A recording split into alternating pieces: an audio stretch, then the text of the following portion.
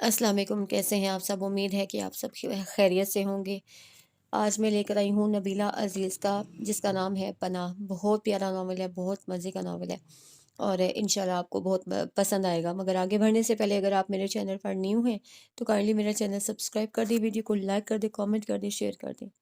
چلیے یہی شروع کرتے ہیں پھر۔ ایک ناگوار سی بو بیڈ روم میں داخل ہوتے ہی اس کے نتنوں سے ٹکرائی تھی اور اس کے قدم وہیں دہلیز پہ ہی ٹھٹک کر رک گئے تھے۔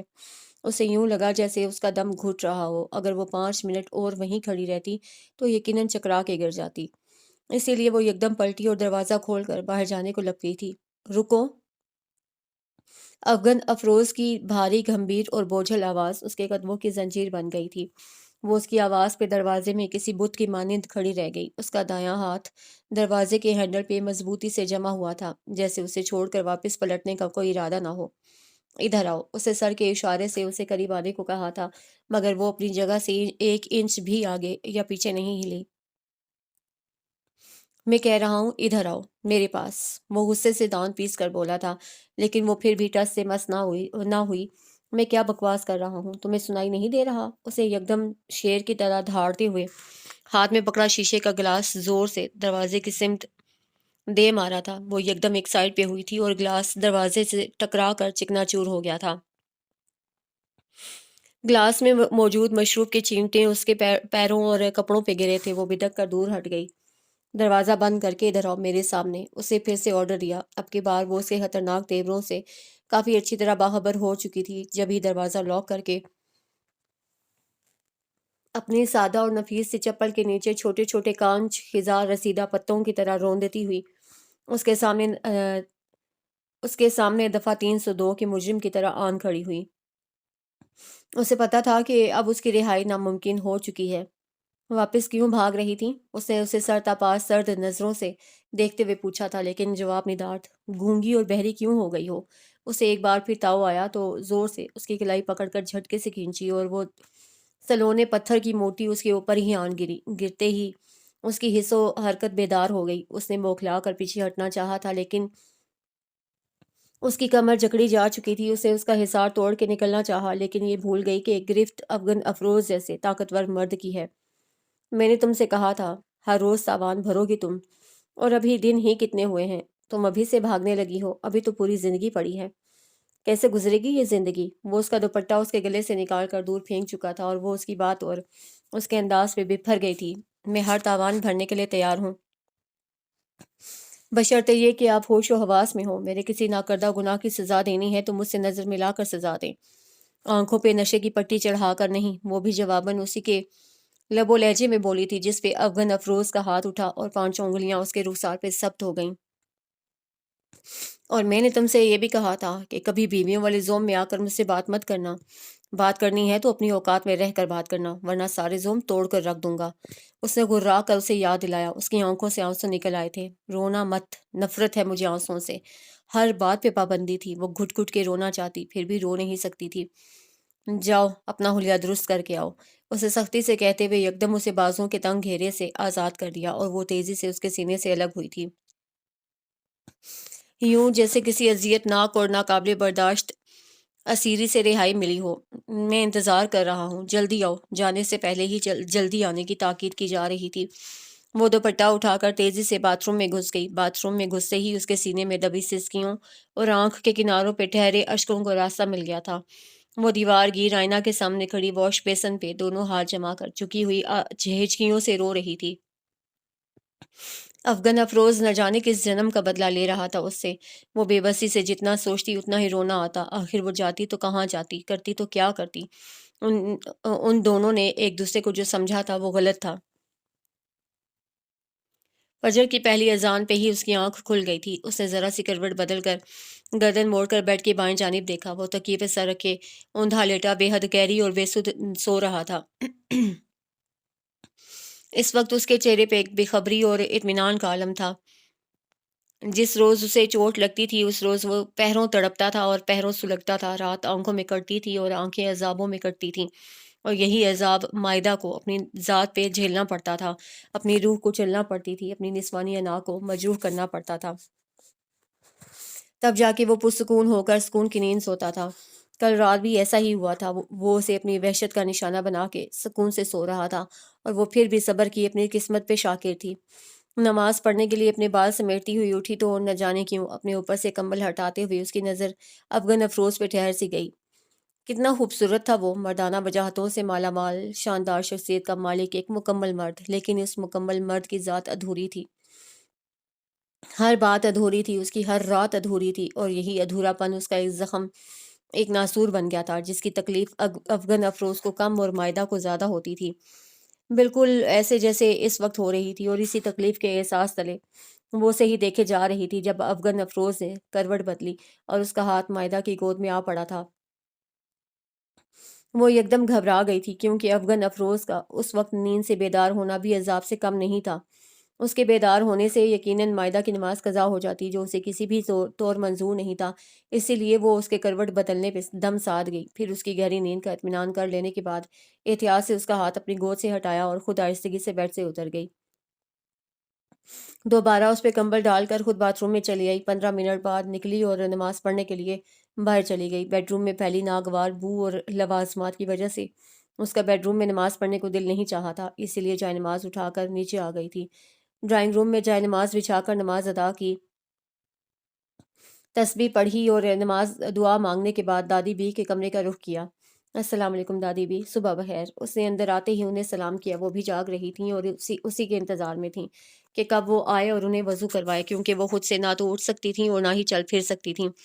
وعلیکم السلام بیٹا، جیتی رہو، سدا سہاگن رہو۔ انہوں نے شفقت سے اس کے سر پہ ہاتھ رکھتے ہوئے دعا دی تھی۔ آمین۔ وہ ان کی دعا سمیٹتی ہوئی جھکی اور انہیں سہارا دے کر ویل چیئر پہ بٹھانے لگی۔ جب سے تم اس گھر میں آئی ہو میری کوئی بھی نماز قضا نہیں ہوئی، ورنہ تمہارے آنے سے پہلے اکثر فجر کی نماز قضا ہو جاتی تھی۔ وہ ان کی ویل چیئر دھکیلتی ہوئی باتھ روم کی سمت لے جا رہی تھی جب دادی بی نے اس کی خدمت گزاری پہ تعریف کی تھی، بلکہ احسان مانا تھا اس کا۔ چلیں شکر ہے میرے آنے کا کوئی تو فائدہ ہوا، میرے آنے سے یہ نیک کام ہوا ہے تو مجھے اور کیا چاہیے بھلا۔ وہ ہلکے سے مسکرائی تھی۔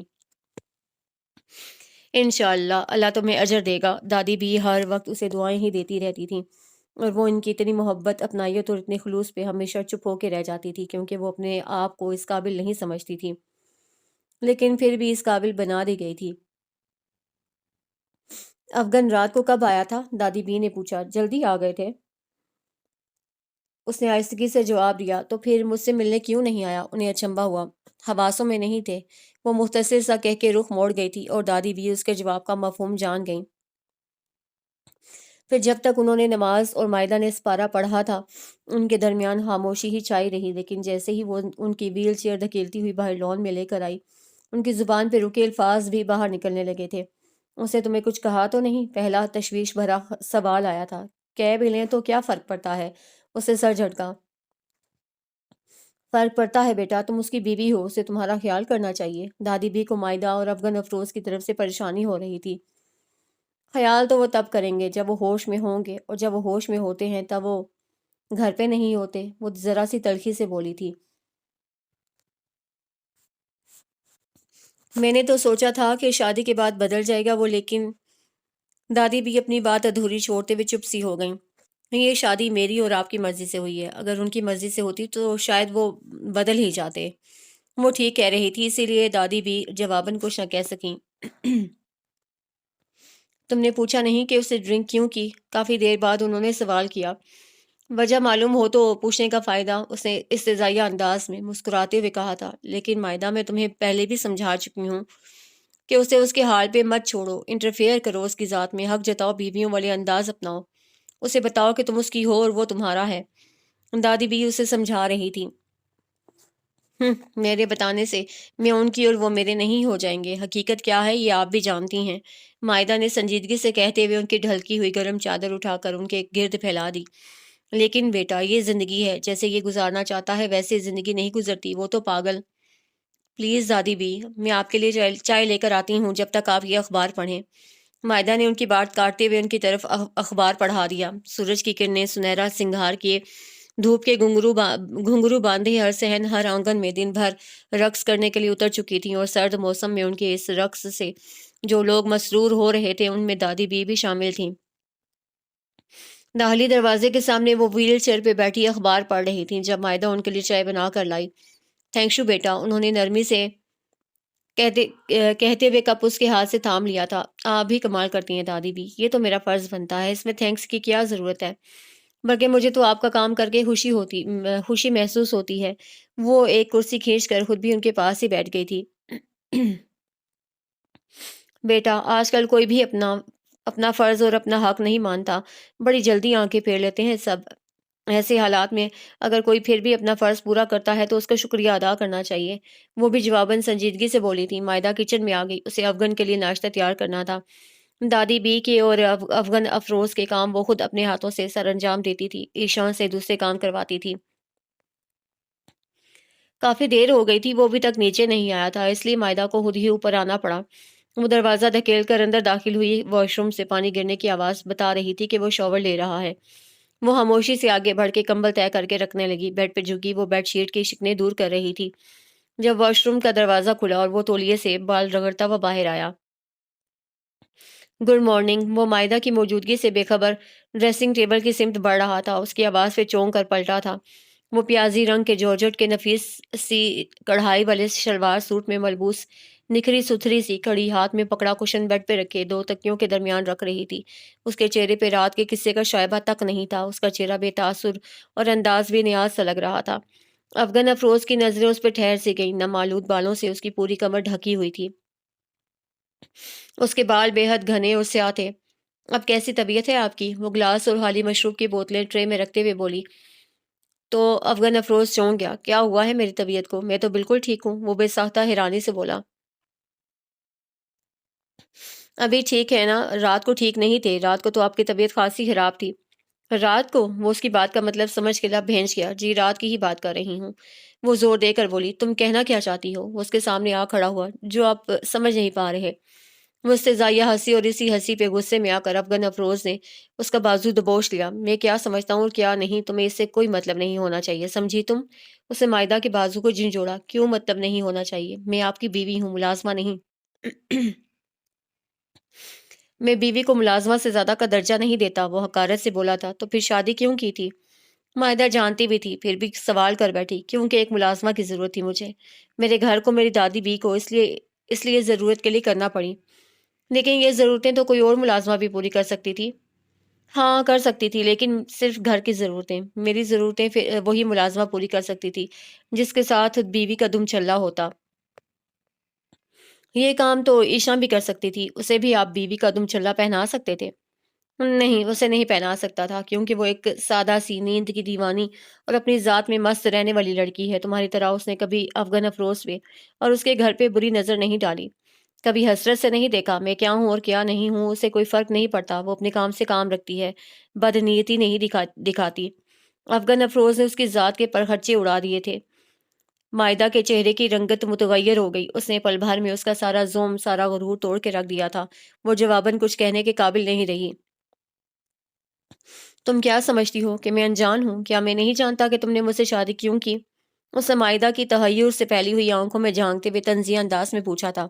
آپ واقعی نہیں جانتے کہ میں نے آپ سے شادی کیوں کی؟ اگر آپ یہ سمجھتے ہیں کہ مجھے دولت کی ہوس تھی اور میں یہ سب آسائشات پانا چاہتی تھی تو یہی صحیح، مجھے کوئی فرق نہیں پڑتا، مجھے آپ کا نام مل گیا، میرے لیے یہی کافی ہے۔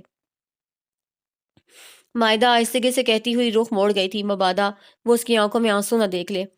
تو پھر جھگڑا کس بات کا ہے؟ تم جو چاہتی تھی وہ مل گیا، وہ کافی ہے، تو پھر خوش رہو۔ میرے معاملات میں انٹرفیئر کیوں کرتی ہو؟ میں نے آپ کے معاملات میں انٹرفیئر نہیں کیا، صرف آپ کی طبیعت پوچھی ہے۔ مائدہ کا لہجہ بھیگ رہا تھا۔ مت پوچھو میری طبیعت، مجھ سے کچھ بھی مت پوچھو، کیونکہ میں بتاؤں گا ہی نہیں۔ وہ سختی سے کہہ رہا تھا اور مائدہ لب بھینچ کر چپ ہو گئی تھی، اس سے پہلے کہ وہ مزید کچھ کہتا۔ دروازے پہ دستک ہوئی تھی۔ صاحب جی، بڑی بیگم صاحبہ نیچے بلا رہی ہیں، وہ ناشتے پہ آپ کا انتظار کر رہی ہیں۔ دستک کے بعد ایشاں کی آواز سنائی دی تھی، جسے دادی بی نے پیغام دے کر بھیجا تھا۔ مائدہ آنکھوں کے گوشے ہاتھ کی پشت سے رگڑتی ہوئی باہر نکل گئی تھی اور افغان افروز نے ہاتھ میں پکڑا ہوا تولیا نفرت سے بیڈ پہ اچھال دیا اور ڈریسنگ ٹیبل کے سامنے آ کھڑا ہوا۔ یہ عورتیں۔ وہ صبح 9 بجے آفس آیا تھا اور اس وقت شام کے 6 بج رہے تھے۔ وہ ابھی تک آفس میں ہی تھا، اسے مسلسل 9 گھنٹے ہو چکے تھے کام کرتے ہوئے، لنچ بھی نہیں کیا تھا، صرف چائے اور سگریٹوں پہ گزارا ہوتا رہا تھا، اور ابھی بھی نہ جانے اور کتنا مصروف رہتا کہ اچانک اس کے ایک دوست کا فون آ گیا۔ ہیلو، اس نے سگریٹ ایش ٹرے میں مسلتے ہوئے فون اٹھایا تھا۔ حسام بات کر رہا ہوں۔ جانتا ہوں، بولو۔ اس نے لیپ ٹاپ کے کی بورڈ پہ انگلیاں چلاتے ہوئے پوچھا۔ تم ولیمہ کے فنکشن میں نہیں آ رہے کیا؟ نہیں، اسے دو ٹوک لہجے میں انکار کر دیا۔ مجھے بھی تم سے یہی امید تھی، بلکہ کئی لوگوں کو تم سے یہی امید تھی، حسام نے طنز کیا تھا۔ کیا مطلب ہے تمہارا؟ افغان افروز کی انگلیاں تھم گئیں۔ کل شادی کے فنکشن میں تمہاری حالت بتا رہی تھی کہ تم ولیمہ اٹینڈ نہیں کرو گے، اس لیے کہہ رہا ہوں۔ کیوں، کیا ہوا تھا میری حالت کو؟ ٹھیک ٹھاک ہی تو تھی، وہ انجان بنتے ہوئے بولا۔ تم جتنے ٹھیک ٹھاک ہو یہ پورا شہر جانتا ہے۔ تمہارے چلے جانے کے بعد بھی چہمگوئیاں ہوتی ہیں، لیکن تمہیں کچھ خبر بھی ہو تب نہ، تم تو دیوانے ہو گئے اور بس۔ حسام کو کل رات سے غصہ تھا، اسی لیے اس کی کلاس لے رہا تھا۔ اسے افغان افروز کا یوں سب کچھ چھوڑ چھاڑ کے فنکشن سے چلے جانا بالکل اچھا نہیں لگا تھا۔ میں اس محفل میں نہیں بیٹھ سکتا جہاں وہ بھی موجود ہو، مجھ سے برداشت کرنا مشکل ہو جاتا ہے۔ تمہیں اگر میرا اتنا ہی خیال تھا تو تم نے اسے انوائٹ کیوں کیا تھا؟ افغان افروز کو حسام پہ غصہ آیا۔ یار، ہم دونوں تو شروع سے دوست ہیں، لیکن کچھ کاروباری دوست احباب بھی تو ہوتے ہیں نا، انہیں بھی تو انوائٹ کرنا تھا۔ اور تم جانتے ہو جمال پیرزادہ بھی میرے کاروباری دوست احباب میں شامل ہوتا ہے۔ مجھے نہ چاہتے ہوئے بھی اسے انویٹیشن کارڈ بھیجنا پڑا تھا، لیکن مجھے کیا پتا تھا کہ اس کے ساتھ۔ حسام کہتے کہتے چپ ہو گیا تھا۔ تمہیں پتہ نہیں تھا نا، لیکن اندازہ تو ہونا چاہیے تھا نا۔ افغان افروز بمشکل اپنا غصہ ضبط کر رہا تھا۔ اندازہ تھا، اسی لیے تو تمہیں بھابھی کو ساتھ لانے کے لیے کہا تھا۔ حسام بے ساختہ بول گیا، اور افغان افروز اس کی بات پہ ٹھٹک گیا تھا۔ کیوں؟ اسے کیوں ساتھ لے کر آتا؟ افغان افروز کا لہجہ اور انداز تیکھا تھا، تاکہ دوسروں کو بھی پتہ چلتا کہ تم شادی کر چکے ہو اور اپنی میریڈ لائف میں بہت خوش ہو۔ تمہارے لیے کسی کا ہونا یا نہ ہونا کوئی معنی نہیں رکھتا۔ حسام کی بات پہ وہ حیران رہ گیا تھا۔ اس نے کتنی گہری اور کتنے کام کی بات کہی تھی جو خود اس کی عقل میں آج تک نہیں آئی تھی۔ دیکھو افغان، صرف جلنا ہی نہ سیکھو، جلانا بھی سیکھو۔ جلنا فن نہیں ہوتا، کسی کو جلانا فن ہوتا ہے، اور تمہیں یہ فن نہیں آتا۔ کبھی آزما کر دیکھو، بڑا لطف پاؤ گے۔ تمہارے سینے میں جلتی آگ پہ پھوار برسے گی۔ اگر ایسا نہ ہوا تو میرا نام بدل دینا۔ اپنی لائف کو ایسا بناؤ کہ دیکھنے والے رشک کریں اور ہاتھ سے نکلے وقت پہ پچھتائیں۔ پچھتاوا اپنا مقدر بنانے سے بہتر ہے کہ کسی اور کا مقدر بنا دو۔ حسام نے اس کی سوچ کے کئی در واہ کر دیے تھے۔ افغان افروز کے دماغ میں جھماکا ہوا تھا۔ شام کے سائے ڈھل چکے تھے، پوری کائنات میں ملگجا سا اندھیرا پھیل رہا تھا۔ وہ واپس گھر آ رہا تھا۔ سڑک پہ بھاگتی دوڑتی گاڑیوں میں اس کی گاڑی کی سپیڈ سب سے زیادہ تھی، کیونکہ وقت کم تھا اور اسے وقت پہ پہنچنا تھا۔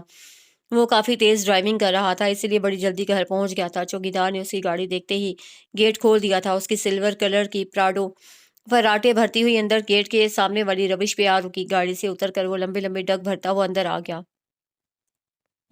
السلام علیکم۔ اس نے ڈرائنگ روم میں بیٹھی دادی بی کو سلام کیا۔ وعلیکم السلام۔ دادی بی اس کے سلام سے ہی چونک گئیں۔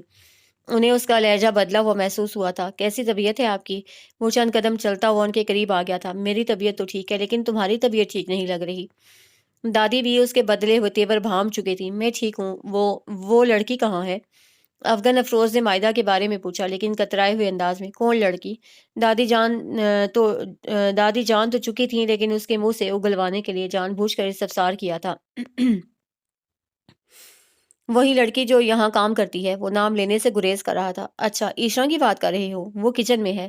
انہوں نے ایک کچن کی طرف اشارہ کیا۔ نہیں، میں دوسری لڑکی کی بات کر رہا ہوں۔ دوسری لڑکی کون ہے اس گھر میں؟ وہ جھنجھلا کر بولی تھی۔ وہ کیا نام ہے اس کا؟ ہاں، مائدہ، اسی کی بات کر رہا ہوں۔ اوہ اچھا، تو یوں کہو نا کہ تم اپنی بیوی کی بات کر رہے ہو۔ وہ بھلا کہاں ہوگی؟ کچن میں کھانا تیار کر رہی ہے۔ دادی بی نے بھی انجان بننے میں کوئی کسر نہیں چھوڑی تھی۔ مجھے اس سے کام ہے، میں ابھی آتا ہوں، وہ کہہ کر ڈرائنگ روم سے نکل آیا اور اس کا رخ کچن کی طرف تھا۔ بس بھی کریں چھوٹی بیگم صاحبہ، سنڈیا کو اور کتنا بھوننا ہے؟ ایشان کی آواز کچن سے باہر تک آ رہی تھی۔ دادی بھی بتا رہی تھی جب تک ہنڈیا اچھی طرح بھنی ہوئی نہ ہو افغان کو پسند نہیں آتی، وہ سالن یوں ہی چھوڑ دیتے ہیں۔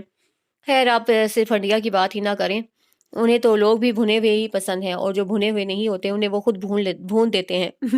عیشا مذاق اڑانے والے انداز میں بولی تھی۔ یہ کیا بدتمیزی ہے عیشا، وہ صاحب ہیں تمہارے، ان کے بارے میں بات کرتے ہوئے تمیز سے کام لیا کرو۔ مائدہ نے اسے فوراً ڈانٹ دیا تھا۔ اسے عیشا کا یوں مذاق اڑانا اچھا نہیں لگا تھا۔ سوری بیگم صاحبہ، میں تو بس تم دادی بی سے اور مجھ سے ہنسی مذاق کر لیتی ہو، یہی کافی ہے، لیکن اس سے زیادہ اوور ہونے کی ضرورت نہیں ہے۔ مائدہ نے ایشا کو اس کی حد یاد دلا دی تھی، اور افغان افروز اس کا انداز دیکھتا رہ گیا تھا۔ معدہ اسے بمشکل اسے نام سے پکارا تھا اور چولہے کا بٹن بند کرتی معدہ اس کی آواز پہ یکدم کرنٹ کھا کے پلٹی تھی۔ اسے یقین نہیں آیا تھا کہ اسے افغان افروز نے پکارا ہے۔ آپ نے مجھے بلایا ہے؟ اس کی بے یقینی اس کے لہجے میں بھی سمائی ہوئی تھی۔ ہاں، میرے ساتھ آؤ، مجھے تم سے بات کرنی ہے۔ وہ ساری ہلا کر کہتا ہوا واپس پلٹ گیا اور معدہ ہاتھ میں پکڑا چھوٹا سا کپڑا ایشان کو تھما کے اپنا دوپٹہ درست کرتی ہوئی باہر نکل آئی تھی۔ اللہ خیر، سیڑھیاں چڑھتے ہوئے اس نے اللہ سے خیر کی دعا مانگی۔ دل عجیب سا دھڑک رہا تھا کیونکہ افغان افروز نے پہلی بار اسے پکارا تھا اور اسے پہلی بار اس کا یہ روپ دیکھا تھا۔ اسی لیے دھڑکتے دل کے ساتھ اس نے بمشکل اپنی تمام ہمتیں مجتمع کرتے ہوئے اندر کمرے میں قدم رکھا۔ وہ سامنے ہی منتظر کھڑا نظر آیا تھا۔ جی، وہ اس کے سامنے آ کھڑی ہوئی تھی۔ میرے دوست حسام کو جانتی ہو نا؟ جی، اس نے اس بات میں سر ہلایا۔ کل اس کی شادی تھی۔ تو معدہ نے سوالیہ نظروں سے دیکھا۔ آج اس کا ولیمہ ہے۔ زندگی میں پہلی بار افغان افروز کو بات کرتے ہوئے مشکل پیش آ رہی تھی، اس لڑکی کو جسے وہ ہمیشہ سے دھتکارتا آ رہا تھا۔ اسے آج یوں ایک دم سے بیوی کا درجہ دینا اور اس طرح بات کرنا بڑا عجیب سا لگ رہا تھا۔ پھر وہ یکلفظی سوال کر رہی تھی، اسے ہمیں ولیمہ کے فنکشن میں انوائٹ کیا ہے۔ اس کی بات پہ معدہ نے پلکیں اٹھا کر براہ راست اس کی بوجھل آنکھوں میں دیکھا تھا۔ اس نے تو غالباً ہمیں کل بھی انوائٹ کیا تھا۔ ہاں کیا تھا، لیکن کل میں جلدی میں تھا اس لیے اکیلا ہی چلا گیا۔ اس نے بات ٹالی۔ جلدی میں تو آپ اس وقت بھی ہیں؟ معدہ نے اسے لاجواب کر دیا تھا۔ کیا ارادہ ہے تمہارا؟ کیا تم میرے ساتھ جانا نہیں چاہتی؟ اسے ذرا ٹھہر کر دو ٹوک پوچھا۔ جانے کو تو آپ مجھے جہنم میں بھی لے جائیں گے تو ساتھ چلوں گی، انکار کا تو کبھی سوچ بھی نہیں سکتی۔ وہ ہلکے سے سر جھٹک کر بولی، تمہارے پاس فنکشن میں پہننے کے لیے ساڑی ہوگی؟ افغان افروز نے اپنی نفرت کا سر کچلتے ہوئے بمشکل سوال کیا، آپ نے پہلے کبھی مجھے ساڑی پہنے دیکھا ہے؟ لیکن آج میں تمہیں ساڑی میں دیکھنا چاہتا ہوں، اس نے فیصلہ کن انداز میں کہا۔ ساڑی میں دیکھنا چاہتے ہیں یا ساڑی میں دکھانا چاہتے ہیں؟ افغان افروز اس کی بات پہ ٹھٹک گیا تھا۔ کیا مطلب ہے تمہارا؟ اس نے تیوری پہ بل ڈالتے ہوئے پوچھا تھا۔ میرے مطلب کو چھوڑیں، آپ اپنی بات کریں۔ کیا کہہ رہے تھے آپ؟ میرے ساتھ مارکیٹ چلو، کسی اچھے بوتیک سے ساڑی لے کر آتے ہیں، ٹائم بہت کم ہے، چلو میرے ساتھ۔ وہ کہتے ہوئے دروازے کی سمت بڑھ گیا۔ میں مارکیٹ نہیں جاؤں گی۔ وہ اپنی جگہ پہ کھڑی رہی۔ اس نے افغان افروز کے پیچھے قدم نہیں بڑھائے۔ کیوں؟ وہ دروازے کے قریب جا کر رک گیا۔ کیونکہ میں ساڑی نہیں پہنوں گی۔ اس نے صاف انکار کر دیا۔ کیوں نہیں پہنوں گی؟ کیا برائی ہے ساڑی پہننے میں؟ وہ دوبارہ اس کے سامنے آ کھڑا ہوا۔ تو اس میں اچھائی کیا ہے؟ اس نے الٹا افغان افروز سے سوال کر ڈالا۔ کیا یہ اچھائی کم ہے کہ یہ لباس مجھے پسند ہے؟ میں تمہیں پہننے کے لیے کہہ رہا ہوں۔ وہ اپنا مزاج ٹھنڈا رکھتے ہوئے صرف دھیمے لہجے میں بات کر رہا تھا۔ آپ نے صرف مجھے ساڑی پہننے کے لیے کہا ہوتا تو شاید میں ساری زندگی ساڑی اپنے تن سے جدا نہ کرتی، لیکن افسوس کہ آپ کی یہ فرمائش صرف میرے لیے نہیں ہے۔ معدہ نے اسے لیکچر دے ڈالا تھا اور افغان افروز اس کے اس لیکچر پہ چونک گیا تھا۔ آپ فیصلہ کر لیں، میں تب تک دادی کو بتا کر آتی ہوں کہ میں آپ کے ساتھ جا رہی ہوں۔ وہ کہہ کر باہر نکل گئی تھی اور افغان افروز وہیں بیڈ پہ بیٹھ گیا تھا۔ وہ تیار ہو کر بیڈ روم سے باہر نکلی ہی تھی کہ سامنے سے آتے افغان افروز کے قدم بری طرح ٹھٹک کر تھم گئے تھے۔ پہلی نظر میں تو وہ پہچان ہی نہیں پایا تھا کہ وہ عام سے حلیے میں رہنے والی عام سی لڑکی معدہ ہی ہے۔ افغان کی نظریں بے یقین تھیں، شاید اس لیے کہ اس نے اسے اس طرح سر تا پا پہلی بار دیکھا تھا، ورنہ آج سے پہلے جب بھی اسے دیکھا تھا ہوش و حرت سے بیگانہ ہو کر دیکھا تھا۔ نشے کی حالت میں تو اسے یہ بھی پتہ نہیں چلتا تھا کہ وہ اچھی طرح لگ رہی ہے یا بری، لیکن آج اسے دیکھ کر لگ رہا تھا کہ وہ عام سی لگتی ہے، پر عام سی ہے نہیں۔ وہ کتنی خاص ہے یہ تو وہ جانتا ہی نہیں تھا، اسی لیے تو اسے گہری نظروں سے دیکھ رہا تھا۔ وہ سیاہ رنگ کے بے حد قیمتی اور نفیس سی لانگ شرٹ اور چوڑی دار پاجامے میں ملبوس تھی۔ اس کے دوپٹے اور قمیض پہ سیاہی ریشمی دھاگے سے کامدار بارڈر بنا ہوا تھا اور اس دھاگے کے کام میں کہیں کہیں سلور کانچ کے موتی چمک رہے تھے، جیسے کالی رات میں چمکتے ستارے۔ اس نے ہم رنگ ہیل والی سینڈل پہن رکھی تھی، بالوں کو ہیئر پن کی مدد سے تیکھا سا ہیئر اسٹائل دیا تھا اور ہلکے پھلکے میک اپ کے ساتھ اس کی شفاف دمکتی جلد اور بھی جگمگا رہی تھی۔ جویلری میں اس نے آویزے اور صرف بریسلیٹ پہنا ہوا تھا۔ افغان افروز تو اس کی چھب دیکھتا رہ گیا تھا۔ وہ کتنی خوبصورت اور پرکشش لگ رہی تھی وہ اسے بتا بھی نہیں سکتا تھا۔ چلیں؟ معدہ اسے ایک ہی جگہ ٹھہرے دیکھ کر خود ہی قریب آ گئی تھی۔ ہاں چلیں۔ وہ چونک کر متوجہ ہوا تھا۔ معدہ اس کے ساتھ سیڑھیاں اترتی ہوئی نیچے آ گئی۔ خدا حافظ دادی بھی۔ وہ انہیں خدا حافظ کہنے ڈرائنگ روم میں آئی تھی۔ ماشاء اللہ، اللہ نظر بد سے بچائے، اللہ میرے بچوں کی جوڑی سلامت رکھے، فی امان اللہ۔ انہوں نے ان دونوں کی بلائیں لے ڈالی تھیں اور انہیں دعاؤں میں رخصت کیا تھا۔ میں نے حسام اور اس کی وائف کے لیے شادی کا گفٹ لیا تھا، لیکن کل اسے دے نہیں سکا۔ گاڑی میں ہی رہ گیا تھا، اس لیے اب یہ گفٹ تم انہیں اپنی طرف سے دے دینا۔ افغان نے گاڑی کی پچھلی سیٹ پہ رکھے گفٹ کی طرف اشارہ کیا۔ اپنی طرف سے؟ کیا میں اور آپ الگ ہیں؟ مائدہ نے نکتہ اٹھایا۔ کہہ سکتی ہو، اسے گاڑی سٹارٹ کرتے ہوئے بے نیازی سے کہا۔ کہہ تو میں اور بھی بہت کچھ سکتی ہوں، لیکن ڈرتی ہوں کہ آپ کو تکلیف نہ ہو۔ اس کا لہجہ طنزیہ تھا۔ میری تکلیف سے نہ ڈرو، اپنی تکلیف سے ڈرو کہ تمہیں اپنے کیے پہ سزا بھی مل سکتی ہے، اور میری دی ہوئی سزا کو تم سے بہتر کوئی نہیں جان سکتا۔ ہاں، اس معاملے میں تو واقعی خوش قسمت ہوں کہ آپ نے آج تک اگر سزا دی ہے تو صرف مجھے ہی دی ہے، وہ بھی ان گناہوں کی جو میں نے نہیں کسی اور نے کیے ہیں۔ مائدہ کے لب و لہجے میں تلخی اتر آئی تھی، اور اس سے پہلے کہ وہ کچھ کہتا اچانک اس کا موبائل بج اٹھا۔ اسے سیل نکال کر دیکھا، نمبر اجنبی تھا۔ ہیلو، افغان افروز اسپیکنگ۔ اسے بہت نپے تلے اور شائستہ سے انداز میں کہا۔ السلام علیکم بیٹا، کیسے ہو؟ دوسری طرف کسی عورت کی آواز سنائی دی تھی، لیکن وہ پہچان نہیں پایا تھا۔ افغان کے لیے فون پہ یہ آواز یکسر اجنبی تھی۔ وعلیکم السلام، میں ٹھیک ہوں، آپ کون ہیں؟ اسے ذرا الجھ کر پوچھا تھا۔ بیٹا، میں حلیمہ بات کر رہی ہوں، مائدہ کی امی۔ انہوں نے اپنا تعارف کروایا۔ مائدہ کی امی؟ افغان افروز نے خود کلامی کے سے انداز میں کہتے ہوئے ذرا سی گردن موڑ کر مائدہ کی سمت دیکھا تھا، لیکن مائدہ اس کے منہ سے اپنی امی کا ذکر سن کے بری طرح چونک گئی تھی، اور نہ جانے کیوں پل بھر میں اس کے چہرے کی رنگت بھی متغیر ہو گئی تھی۔ لیکن شکر تھا کہ اس کے ایسے تاثرات اور ایسی کیفیت کا افغان افروز نے کچھ خاص نوٹس نہیں لیا تھا، شاید اس لیے کہ اس کا دھیان پہلے ہی دو طرف بٹا ہوا تھا، ایک ڈرائیونگ کی طرف اور ایک فون کی طرف۔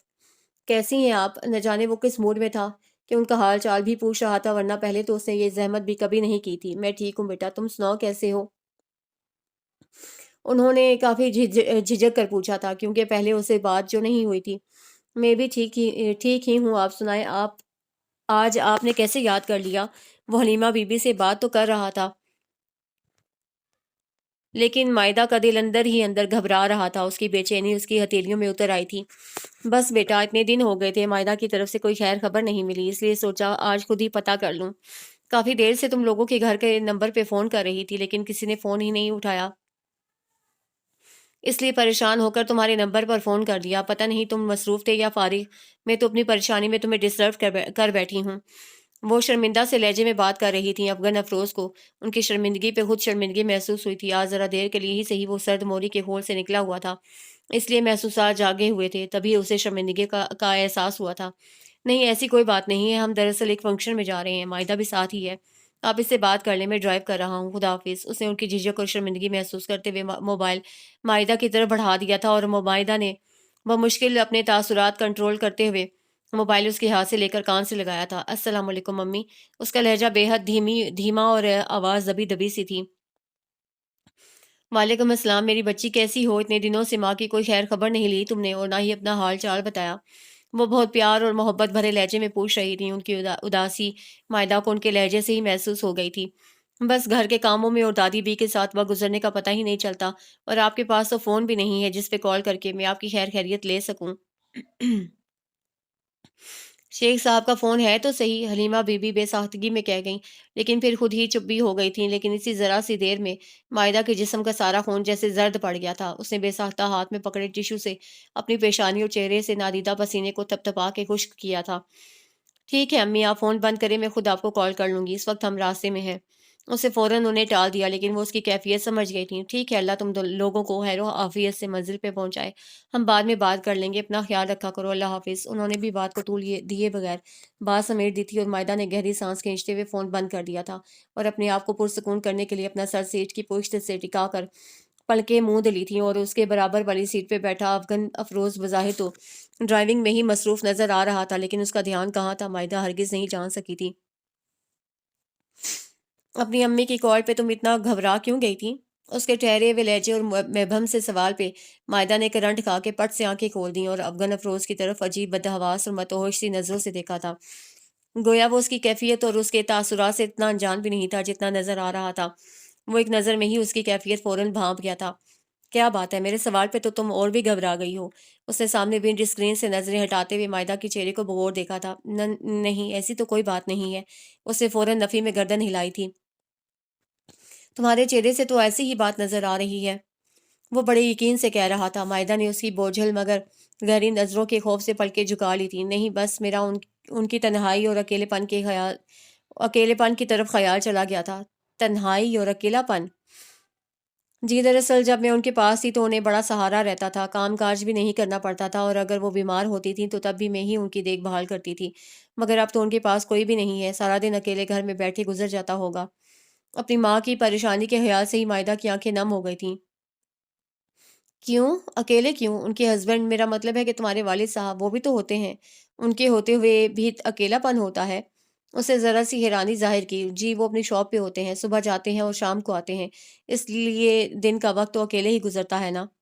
وہ تو ہر بیوی کا گزرتا ہے، لیکن جن بیویوں کے پاس بچے ہوتے ہیں ان کا وقت اچھا گزر جاتا ہے۔ جب میں ان کے پاس تھی تب ان کا وقت بھی اچھا ہی گزرتا تھا۔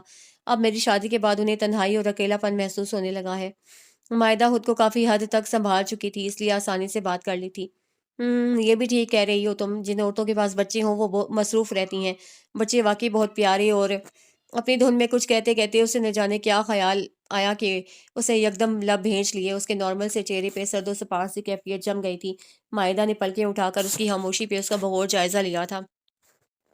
وہ جان چکی تھی کہ اس کی خاموشی کا سبب کیا ہے۔ ان دونوں کے ذہنوں میں اپنی اپنی اذیت کے جھکڑ سے چل رہے تھے، اور وہ دونوں سوچوں کی تیز آندھی میں بھٹکتے ہوئے اپنی زندگی اور اپنے حال سے کئی قدم پیچھے چلے گئے تھے۔ وہ ڈرائیو کر رہا تھا اور وہ سیٹ سے سر ٹکائے بیٹھی سڑک پہ دیکھ رہی تھی۔ حلیمہ بی بی کو تقریباً 3 گھنٹے ہو گئے تھے بازار گئے ہوئے، لیکن ابھی تک ان کی واپسی کا کوئی امکان نظر نہیں آ رہا تھا، اور ان کی جان خشک پتے کی طرح لرز رہی تھی۔ وہ ایک ایک سیکنڈ، منٹ اور گھڑیاں گن رہی تھی۔ جیسے جیسے وقت آگے بڑھ رہا تھا اس کا خون خشک ہو رہا تھا اور ہتھیلیوں میں ٹھنڈا پسینہ اتر رہا تھا۔ دل عجیب سی گھبراہٹ کا شکار تھا۔ اس نے 3 بار آیت الکرسی پڑھ کے خود پہ پھونکی اور اماں کی واپسی کی دعا کرنے بیٹھ گئی۔ ابھی چند سیکنڈ ہی گزرے تھے کہ دروازے پہ زوردار دستک ہوئی۔ اس کا دل اچھل کر حلق میں آ گیا تھا۔ اس کی بدحواسی کا یہ عالم تھا کہ اس میں اتنی ہمت بھی نہیں تھی کہ یہی پوچھ لیتی کہ باہر کون ہے۔ وہ لبوں کو سیے چپ بیٹھی رہی، مگر دوسری بار دروازہ پہلے سے بھی زیادہ زور سے بجا تھا، اور اب کی بار چپ رہنا مشکل تھا۔ کون ہے؟ اس کے حلق سے بمشکل آواز برآمد ہوئی تھی۔ میں ہوں، شیخ زمان، دروازہ کھولو۔ باہر سے سنائی دینے والی آواز نے اس کے ہاتھ پیر سن کر دیے تھے۔ وہ جس افریت سے بچنے کے لیے تمام دروازے بند کیے بیٹھی تھی، وہی دروازے پہ کھڑی اسے دروازہ کھولنے کو کہہ رہی تھی۔ مگر اماں تو گھر پہ نہیں ہے۔ اسے جیسے دروازہ نہ کھولنے کا بہانہ ڈھونڈا تھا۔ اماں گھر پہ کیسے ہوگی؟ اماں تو باہر کھڑی ہے تیری۔ شیخ زمان کی چبائی ہوئی آواز سنائی دی تھی۔ باہر؟ اسے یقین نہیں آیا تھا۔ مائدہ، دروازہ کھولو بیٹا، کیا بحث لگا رکھی ہے؟ باہر سے اماں کی آواز سنائی دی تو اس کے جسم میں ٹوٹتی ہوئی جان دوبارہ سے سرایت کر گئی تھی، اور پلک جھپکتے میں اسے آگے بڑھ کر دروازہ کھول دیا تھا۔ اور دروازہ کھلتے ہی جہاں اماں نے اسے تعجب آمیز نظروں سے دیکھا تھا، وہیں شیخ زمان نے اسے بڑی خشمگین نظروں سے دیکھا تھا۔ وہ اپنی پسینے سے نم آلود پیشانی دوپٹے سے پہنچتی ہوئی سامنے سے ہٹ گئی۔ وہ دونوں اندر آ گئے تھے۔ کیا بات ہے، دروازہ کیوں نہیں کھول رہی تھی؟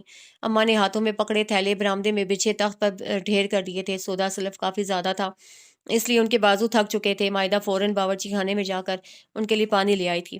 تمہاری اماں پوچھ رہی ہیں کہ تم دروازہ کیوں نہیں کھول رہی تھی؟ اس کی خاموشی پہ شیخ زمان نے جان بوجھ کر اماں کا سوال دہرایا۔ وہ میں سمجھی کہ آپ کی دکان سے کوئی لڑکا آیا ہے کسی کام سے، اور اماں کا پوچھ رہا ہے، اسی لیے میں نے کہہ دیا کہ اماں گھر پہ نہیں ہے۔ اسے بر وقت بہانہ ترتیب دیا تھا، حالانکہ میں نے خود بول کر بتایا تھا کہ میں ہوں شیخ زمان۔ شیخ زمان نے اپنی بات پہ زور دے کر کہا تھا۔ میں نے سنا نہیں تھا۔ اسے نفی میں سر ہلایا۔ تم اتنی گھبرائی ہوئی کیوں ہو؟ اماں کی سانسیں ہموار ہوئیں تو بیٹی کے چہرے کی سمت دیکھنے کا خیال آیا تھا۔ نہیں، میں بھلا کیوں گھبراؤں گی؟ اس نے اپنے آپ کو سنبھالتے ہوئے کہا اور نظریں چرا لی تھی۔ آج گرمی بہت ہے، بار بار پسینہ آ رہا ہے۔ اچھا ہوا آپ پہلے آ گئیں، ورنہ میں تو نہانے جا رہی تھی اور آپ گلی میں کھڑی ہو کے میرا انتظار ہی کرتی رہتی۔ وہ بات کو ادھر ادھر ٹالتی ہوئی کمرے سے اپنے کپڑے اٹھا کر باتھ روم میں گھس گئی۔ کافی دیر ٹھنڈے پانی سے شاور لینے کے بعد اس کے اعصاب ڈھیلے پڑ گئے تھے اور دل و دماغ بھی پرسکون ہو چکے تھے، کیونکہ اب اسے کوئی ڈر اور کوئی خوف نہیں تھا۔ اب اماں جو گھر پہ تھیں، لیکن شیخ زمان کی فرمائش نے اس کا سارا سکون غارت کر دیا تھا۔ اس کے اعصاب میں پھر سے تناؤ آ گیا تھا۔ حلیمہ، میں اندر کمرے میں پنکھے کے نیچے بیٹھتا ہوں، تو ایک گلاس شربت کا بنوا کے اندر کمرے میں بھیج دے۔ آج گرمی بہت ہے، بار بار پیاس لگ رہی ہے۔ وہ مائدہ پہ ایک چھیدتی ہوئی نظر ڈال کے اندر چلا گیا تھا، اور مائدہ تل ملا کے رہ گئی۔ ظاہر ہے اماں تھکی ہوئی آئی تھیں، وہ بھلا شربت کیسے بناتیں؟ شربت تو اسی نے بنانا تھا، اور کمرے میں اسے دیکھ کر بھی اسی نے آنا تھا۔ یہ سوچ کر وہ پیروں کے تلوے سے سر کی چوٹی تک جل اٹھی تھی۔ انکار کرنا بھی فضول تھا، یقیناً وہ تھوڑی دیر بعد کوئی اور کام کہہ دیتا۔ اس لیے بہتر تھا کہ وہ شربت ہی بنا دیتی۔ اس نے زچ ہو کر مٹھیاں اور لب بھیج لیے تھے اور قدم باورچی خانے کی سمت بڑھا دیے تھے۔ تھوڑی دیر بعد اس نے خود پہ جبر کرتے ہوئے شربت بنایا اور شیخ زمان کے کمرے میں پہنچا آئی تھی، لیکن اس آنے اور جانے کے دوران مائدہ کو لگا شیخ زمان کی ہوس زدہ نظریں اس کے جسم کے ساتھ چپک کر رہ گئی ہوں، اور ان نظروں نے اسے غلیظ، ناپاک اور گندا کر کے رکھ دیا ہو۔ اس کی چھیدتی ہوئی نظریں مائدہ کی روح کا عذاب بن چکی تھیں، اور اسی عذاب کے احساس سے وہ اندر ہی اندر کلس کے رہ جاتی تھی۔ بے بسی، بے پناہ تھی، کوئی راہ فرار نہیں تھی۔ رات کے 12:15 کا وقت تھا، لیکن وہ ابھی تک گھر نہیں آیا تھا، اور دادی بھی ڈرائنگ روم میں بیٹھی ہمیشہ کی طرح اس کے انتظار میں تھی۔ مطالعہ کرنا ان کا بہت پرانا شوق تھا، جو بچپن سے جوانی، جوانی سے بڑھاپے اور غریبی سے امیری تک ان کے ساتھ آیا تھا، اور ان کے اسی شوق کی خاطر ان کے اکلوتے اور لاڈلے پوتے نے انہیں گھر میں باقاعدہ ایک چھوٹی سی لائبریری بنا دی تھی۔ البتہ ان کے دل میں کچھ اور خواب، کچھ خواہشیں اور کچھ ارمان بھی ہیں، یہ جاننے کی اس نے کبھی زحمت ہی نہیں کی تھی۔ وہ ان کے وہی شوق پورے کرتا تھا جو اس کی اپنی ذات سے منسوب نہیں ہوتے تھے، اور دادی بی کو بھی اسی بات کا قلق رہتا تھا کہ وہ ان کی ہر بات مانتا ہے، وہ ہر طرح کا خیال رکھتا ہے، لیکن اس معاملے میں آ کر لاپرواہی، بے نیازی اور سرد موری برت جاتا ہے، ان کے دل کے ارمانوں اور خواہشوں سے نظریں چرا کر گزر جاتا ہے، یہ احساس کیے بنا کہ ان کی عمر ایسی نہیں تھی جہاں وہ ارمانوں کے پورا ہونے کا انتظار کرتی۔ ان کا تو یہ معاملہ تھا کہ آج ہیں کل نہیں۔ اسے تو دل کو پتھر اور احساسات سے عاری کر لیا تھا، اور اسی لیے وہ رنجیدہ اور غمزدہ رہتی تھیں۔ اس وقت بھی وہ اسی کا انتظار کر رہی تھیں، اور وہ تھا کہ جیسے شہر ہی چھوڑ گیا تھا۔ بالآخر وہ خود ہی اٹھیں اور فون سیٹ کے پاس آ گئیں، اس کا نمبر ڈائل کیا اور ریسیور کان کے سے لگا لیا۔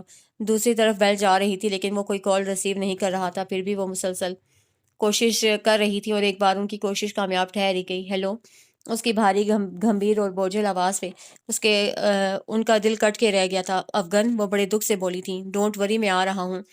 اس نے مختصر سے الفاظ میں کہہ کر فون بند کر دیا، اور وہ بند ریسیور کو دیکھتی رہ گئیں۔ ان کی بڑی آنکھوں میں دکھ سے آنسو آ گئے تھے۔ اب وہ اسے کیا کہتی کہ وہ انہیں بڑھاپے میں ستا رہا ہے، انہیں بے وجہ اذیت دے رہا ہے، ان کے دل پر رنج کا بوجھ بڑھا رہا ہے، لیکن اگر وہ اسے کہہ بھی دیتی تو اس پہ بھلا کیا اثر تھا؟ وہ ٹہل ٹہل کر تھکنے لگی تھیں جب باہر گیٹ پہ گاڑی کا ہارن سنائی دیا تھا۔ پھر ذرا توقف سے گیٹ کھلنے اور گاڑی گیراج میں رکنے کی آواز سنائی دی تھی۔ رفتہ رفتہ کوریڈور سے بھاری قدموں کی ایک چاپ ابھرتی ہوئی قریب آتی چلی گئی تھی، اور ڈرائنگ روم کے داخلی دروازے پہ آ کر یہ چاپ بھی ٹھہر گئی۔ انہوں نے پلٹ کر پیچھے دیکھا تھا۔ خیریت، آپ بار بار فون کر رہی تھیں؟ مختصر سے الفاظ میں پوچھا گیا۔ کیا تمہیں نہیں پتا کہ میں کیوں بار بار فون کر رہی تھی؟ انہوں نے خفگی سے کہا۔ آئی ایم سوری، میں بزی تھا، پہلے سے بھی مختصر جواب آیا۔ تم فارغ کب ہوتے ہو؟ ایک دادی رات بھر پوتے کے لیے جاگ کر اس کی واپسی کی راہ دیکھتی ہے، اور پوتا آ کے پوچھتا ہے آپ کو کوئی کام تھا تو بتائیں۔ وہ بڑے دکھ اور کرب سے بولی تھی، لیکن پوتے کو شرم کب تھی بھلا؟ تو پھر کیوں جاگ رہی ہیں؟ 1000 بار کہہ تو چکا ہوں کہ میرا انتظار مت کیا کریں، دل چاہے گا تو گھر آؤں گا، ورنہ نہیں آؤں گا۔ آپ کب تک اپنی بوڑھی ہڈیوں کو میرے انتظار میں لٹکائے رکھیں گی؟ آپ جس افغان افروز کے انتظار میں بیٹھی ہیں وہ تو کب کا مر چکا ہے، اب کبھی نہیں آئے گا، مت کیا کرے اس کا انتظار۔ وہ یکدم غصے سے پھٹ پڑا تھا۔ وہ تھی تو تمہیں سب سے محبت تھی، وہ چلی گئی تو ساری محبتیں بھی چلی گئیں۔ کیا تمہیں اب اپنی دادی بھی بری لگنے لگی ہے؟ اگر ایسی ہی بری لگتی ہوں تو اٹھا کر گھر سے باہر پھینک دو اور اکیلے رہو اس گھر میں، تاکہ نہ تمہیں میری پرواہ کرنی پڑے اور نہ مجھے تمہاری فکر ہو۔ وہ رو رہی تھیں اور وہ لب بھیج کے رہ گیا تھا۔ ہاں، میرے اندر کی ساری محبتیں مر چکی ہیں، ہر احساس مر گیا ہے، کسی کی پرواہ نہیں رہی مجھے، اور یہ بات آپ خود اچھی طرح جانتی ہیں۔ اور آپ یہ بھی یاد رکھیں کہ افغان افروز اس وقت زندگی جی نہیں رہا، زندگی نبھا رہا ہے، صرف اس لیے کہ کہیں میری موت کو وہ اپنی بے وفائی کا صدمہ نہ سمجھ لے، ورنہ مر تو میں اسی روز گیا تھا جس روز وہ کہتے کہتے اچانک اسے لب بھیج لیے۔ اس کی زبان کو زیب نہیں دیا تھا کہ وہ بات مکمل کرتا۔ لیکن دنیا اس لڑکی پہ ختم نہیں ہو جاتی۔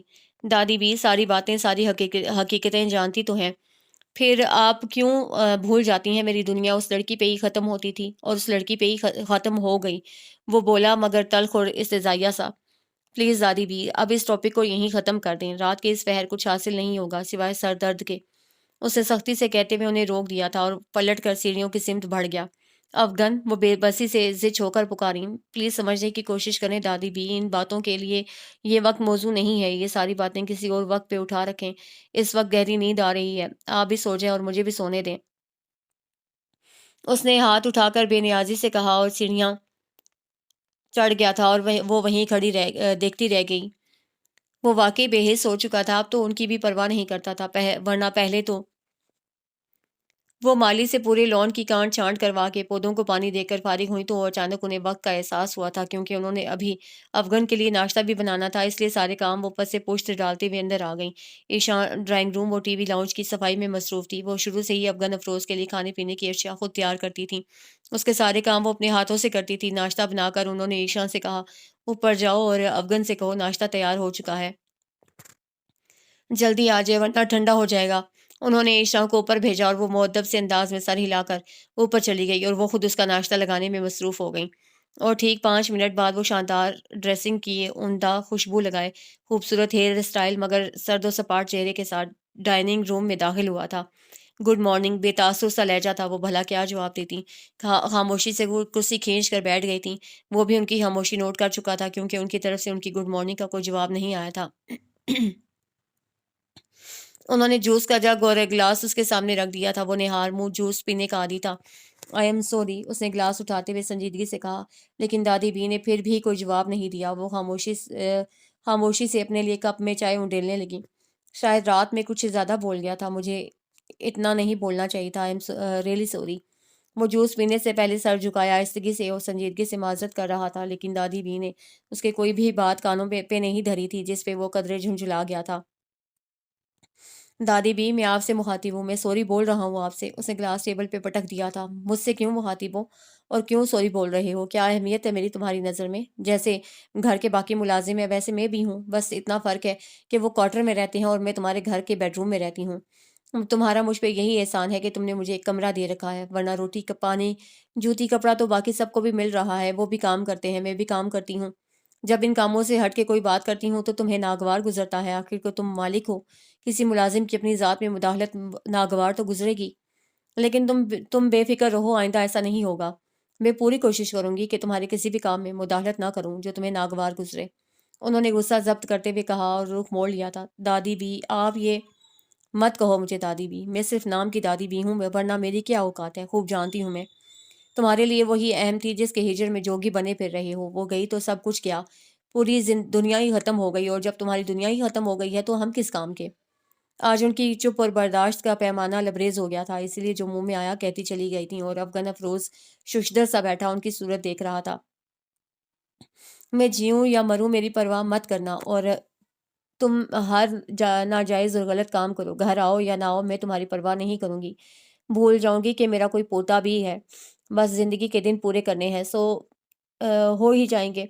تم خود مختار ہو، اپنی مرضی کے مالک ہو، جو چاہے کرو، میری طرف سے آزاد ہو۔ وہ اپنے اندر کا غبار نکال کے کرسی دھکیل کر کھڑی ہوئی اور اپنے کمرے میں چلی گئیں۔ ناشتہ وہیں ادھورا پڑا رہ گیا تھا۔ افغان نے خاموشی سے سر جھکا لیا۔ آج تک اس نے جو کچھ بھی کیا تھا یا جو کچھ بھی ہوا تھا، وہ کبھی اس پہ اس طرح خفا نہیں ہوئی تھی، کبھی غصہ نہیں کیا تھا، کبھی مشتعل نہیں ہوئی تھیں، اور آج اگر وہ مشتعل اور برہم ہوئی تھیں تو اسے اندازہ ہوتا تھا کہ آج واقعی کوئی ایسی چوٹ لگی ہے جس کا اثر ان کے دل پہ ہوا ہے، ورنہ وہ اپنے لاڈلے پوتے کو اس طرح ڈانٹ دیں، کبھی ہو ہی نہیں سکتا تھا۔ اور اسی بات پہ افغان افروز کو بھی یقین نہیں آ رہا تھا کہ دادی بی نے اتنا غصہ اسی پہ کیا ہے، اور اگر کیا ہے تو یقیناً وہ خود بھی بہت بے چین اور اذیت میں ہوں گی۔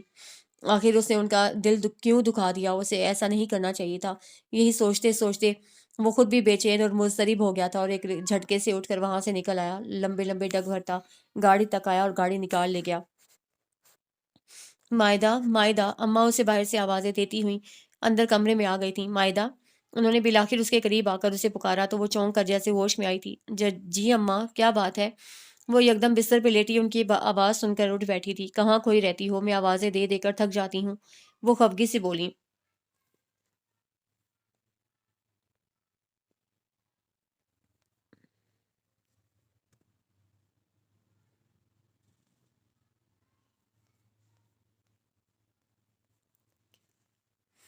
کہیں نہیں اماں، بس ایسے ہی کسی سوچ میں تھی شاید، اس نے سر جھٹکتے ہوئے کہا اور دوپٹہ اٹھا کر کندھوں پر پھیلا لیا تھا۔ ہر وقت کمرے میں کیوں بیٹھی رہتی ہو؟ ذرا سا کام کیا اور کمرے میں، ذرا سا کام کیا پھر کمرے میں، یہ کیا سلسلہ بنا رکھا ہے تم نے؟ کل شیخ صاحب بھی یہی بات کہہ رہے تھے کہ مائدہ ہم لوگوں سے کھچی کھچی سی کیوں رہتی ہے۔ اماں اس کے قریب اس کے بستر پہ ہی بیٹھ گئی تھی اور مائدہ کے چہرے کا رنگ زرد پڑ گیا تھا۔ ایسی تو کوئی بات نہیں ہے اماں، کام ہی تو کر رہی ہوتی ہوں آپ کے سامنے۔ اس نے ان کی بات ٹالی۔ میں کاموں کی بات نہیں کر رہی، اکیلے بیٹھے رہنے کی بات کر رہی ہوں، ہمارے پاس بھی تو بیٹھ سکتی ہو، باتیں کر سکتی ہو، ہمیں بھی خوشی ہوگی۔ یا پھر یہ کہو کہ تم شیخ صاحب کو ابھی بھی غیر سمجھتی ہو، انہیں باپ نہیں سمجھتی۔ اماں آج اس کے پاس گلے شکوے لے کر آئی تھیں، جن کو سن کر مائدہ کے دل پہ ہاتھ پڑا تھا۔ جی چاہا وہ پھوٹ پھوٹ کر رو دے اور اپنے اندر کا سارا غبار نکال دے، لیکن اسے پتا تھا کہ اماں اس وقت شیخ صاحب کی حمایت میں بول رہی ہیں، اس لیے اس نے اگر کچھ بھی کہا تو انہیں ناگوار لگے گا، لہٰذا وہ نہ چاہتے ہوئے بھی خاموش ہی رہی۔ مگر اس کی روح کے آنسو اس کے دل پہ گرنے لگے۔ اب کیا بات ہے، چپ کیوں ہو گئی ہو؟ انہوں نے اسے خاموش دیکھ کر دوبارہ متوجہ کیا۔ کچھ نہیں اماں، بس ایسے ہی اتنے دنوں سے ایک بات سوچ رہی تھی، اگر آپ میرا ساتھ دیں تو سب کچھ ٹھیک ہو جائے گا۔ اسے کہتے ہوئے بے ساختہ ان کے ہاتھ اپنے ہاتھوں میں تھام لیے تھے۔ اماں نے اس کے انداز پہ چونک کر حیرت سے اسے دیکھا۔ کیسی بات؟ وہ حیرانی سے پوچھ رہی تھی۔ اماں پلیز میری بات کا برا مت ماننا، مگر میں گھر میں رہ کر بور ہو گئی ہوں، مجھے ڈپریشن ہونے لگا ہے، میں تھوڑا ٹائم گھر سے باہر گزارنا چاہتی ہوں، میں جاب کرنا چاہتی ہوں۔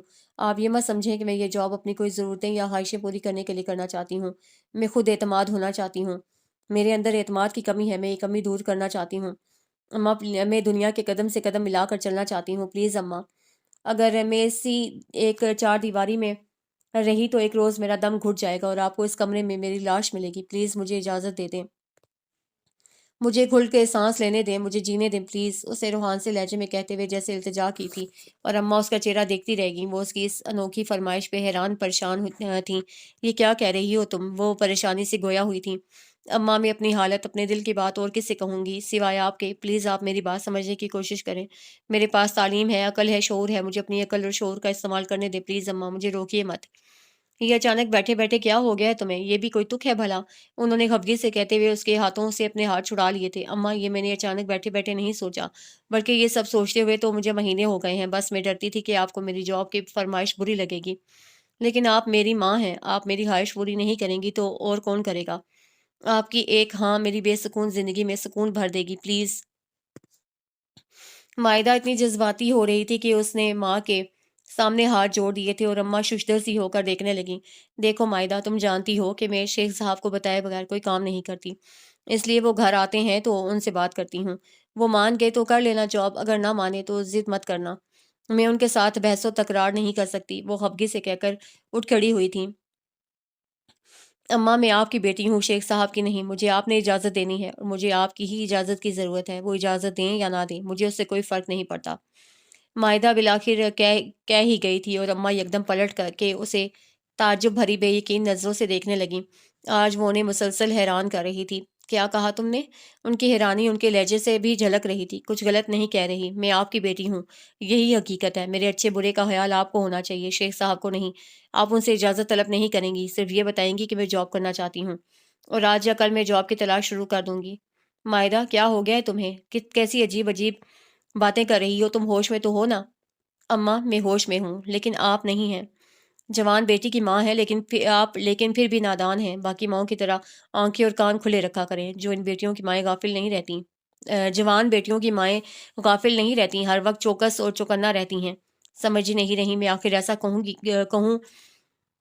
کہ ساری حقیقتیں آپ پہ واضح ہو جائیں۔ مائدہ کہتے کہتے بے بسی سے جھنجھلا گئی تھی۔ تمہارا مطلب ہے کہ میں کم عقل ہوں، نادان ہوں، تمہارا دھیان نہیں رکھتی؟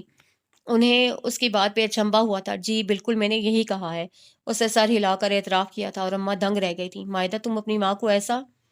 آئی ایم سوری اماں، آپ کی کم عقلی اور نادانی نے آج مجھے بولنے پہ مجبور کر دیا ہے، ورنہ آپ خود عقل مند ہوتی تو میرے کہے بنا ہی سب کچھ سمجھ آتی، مجھے یہ نہ بتانا پڑتا۔ اماں زیادہ دیر گھر سے باہر مت رہا کریں، مجھے ڈر لگتا ہے اماں، رات کو نیند کی گولی کھا کر نہ سویا کریں، ورنہ مجھے نیند نہیں آتی۔ آپ نیند کی گولی کھا کے سوتی ہیں، میری نیند اڑ جاتی ہے، ساری رات جا کے گزار دیتی ہوں، کبھی نہا دھو کر نئے کپڑے نہیں پہنتی، الجھے شکن آلود کپڑوں اور میلے کچیلے حلیے میں کیوں پھرتی ہوں؟ زیادہ ہنسی نہیں ہوں، زیادہ باتیں نہیں کرتی ہوں، کمرے سے باہر نہیں بیٹھتی ہوں، چپ رہتی ہوں، سوچ میں گم رہتی ہوں، آخر کیوں؟